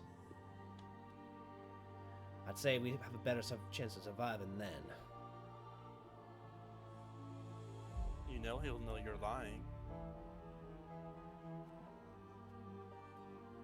Roll another persuasion. Or persuade. Yeah, how many persuade? Okay. While this is happening, Beloved is just casually shopping like nothing's happening. She's like she's got a little shopping cart. Listen here, mister. You're gonna die either way. Why not go out for actually fighting for once? Yeah, I mean, no offense, but you've lived here a while. It seems like things have just kind of led to this point. Rolled his eye. Listen. He will follow us because he's angry at us. You are merely a speck of dust in his vision right now. Right? Exactly. Which is why I don't want you lot anywhere near me. Then let us take our supplies and we will leave. And you will never see us again. Either you'll die here screaming and stamping your feet like a baby, or you'll come with us and you'll die like a man. Or you'll live. Well, One or the other. At least my with us, point you have a chance of actually doing something for once with your life. Yeah, Periwimple will say, I can't leave him here. He's the only family I've got. If he's staying here, then I can't leave. At that, Beloved is going to walk back into the scene again, and she's going to make a strength check to grab the uncle under his armpits and just put him in the shopping cart. Well, he's a commoner, and he rolled a 4, so yeah, Beloved, you just, straight up Amazonian, just grab this van. Oh, this will be good for later. And, you now have, Beldrith, the shopkeeper, as part of your inventory. Yay! It's like the Zora princess. What the hell? And Periwimple will go to his uncle and say, I'm sorry, Uncle Beldrith. I know I messed up, but we can't stay here no more. I promised Ma and Dad that I'd keep you safe, but I can't stay here anymore. That means you've got to come with me, alright? The old man says, looks about his store, slightly heartbroken that, without a doubt, he is never going to financially recover from this. Hey! Yeah. He says, You'll be fine. fine. But I ain't selling shite to any of you. I'm gonna load the wagon with all of my equipment, all of my gear, and I'm gonna be selling it on the road. But none of you get any. That way, and if by when, not if, when Strahd eventually finds us, I can say I didn't help none of y'all. You're just a bunch of freeloaders, tagging along my wagon. That's all. In response to that, Beloved is going to hold her platinum necklace, a topaz gem worth 750 GP, and she's just going to dangle it in front of him and jiggle it slightly. Roll persuasion with advantage. Okay. 15?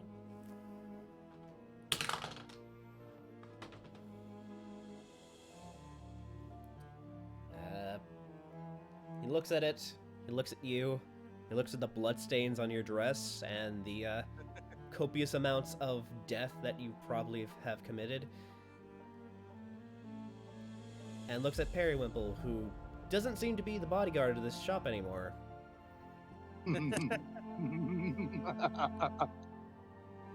Says, fine. But I'm not giving you any discounts. You buy it at my prices, or not at all. That's fine. Even though canonically he does gouge people. Oh yes, but I'm removing. so I am basically, removing the. Oh, sorry. Go ahead. yeah. So for the players, he's able to sell anything that's under 25 gold that you can find in the player's handbook, but at 10 times the price. Fuck that. Yeah. He knows that he's basically the only game in town, and he uses that to his advantage. He knows that So- for a fact because he is the only person who gains, supplies to the Vistani. Yeah. Not anymore. Okay, so I'm removing the necklace from my inventory, and can you give us 750 GP credit with him? Sure. Okay. All right. I think this was a pretty successful mission. Let's help him load up. All right. And with that, your party members gather your supplies. Baldrith doesn't ask you guys. He does make notice that you're not being paid for loading the wagon. But a lot of you do help where you can. I'm just gonna write notes saying that. Notes. Oh, right in his bio. Alright, so 750 GP credit. Congratulations, you have a merchant added to your roster. Fantastic. For now. But yes, with that, with the ray of, after your victory, your half victory against the Lord of this realm, a lot of you quickly make your way, taking the opportunity to escape the overwhelming shadow that looms over you.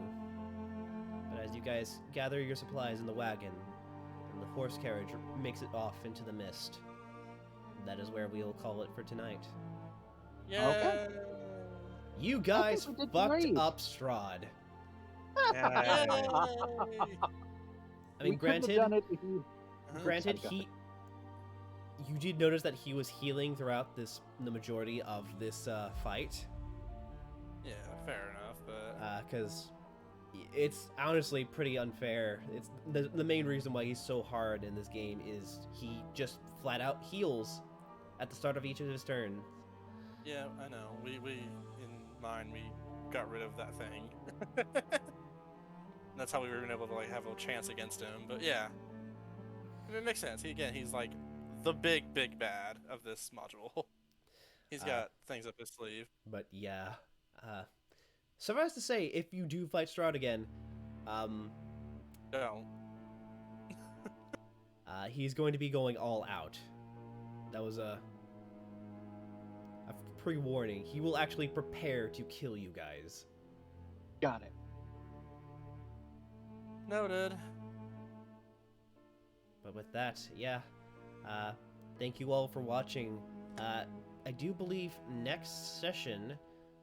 Oh, well, actually, the 24th and the 31st. We still have 2 more weeks in October.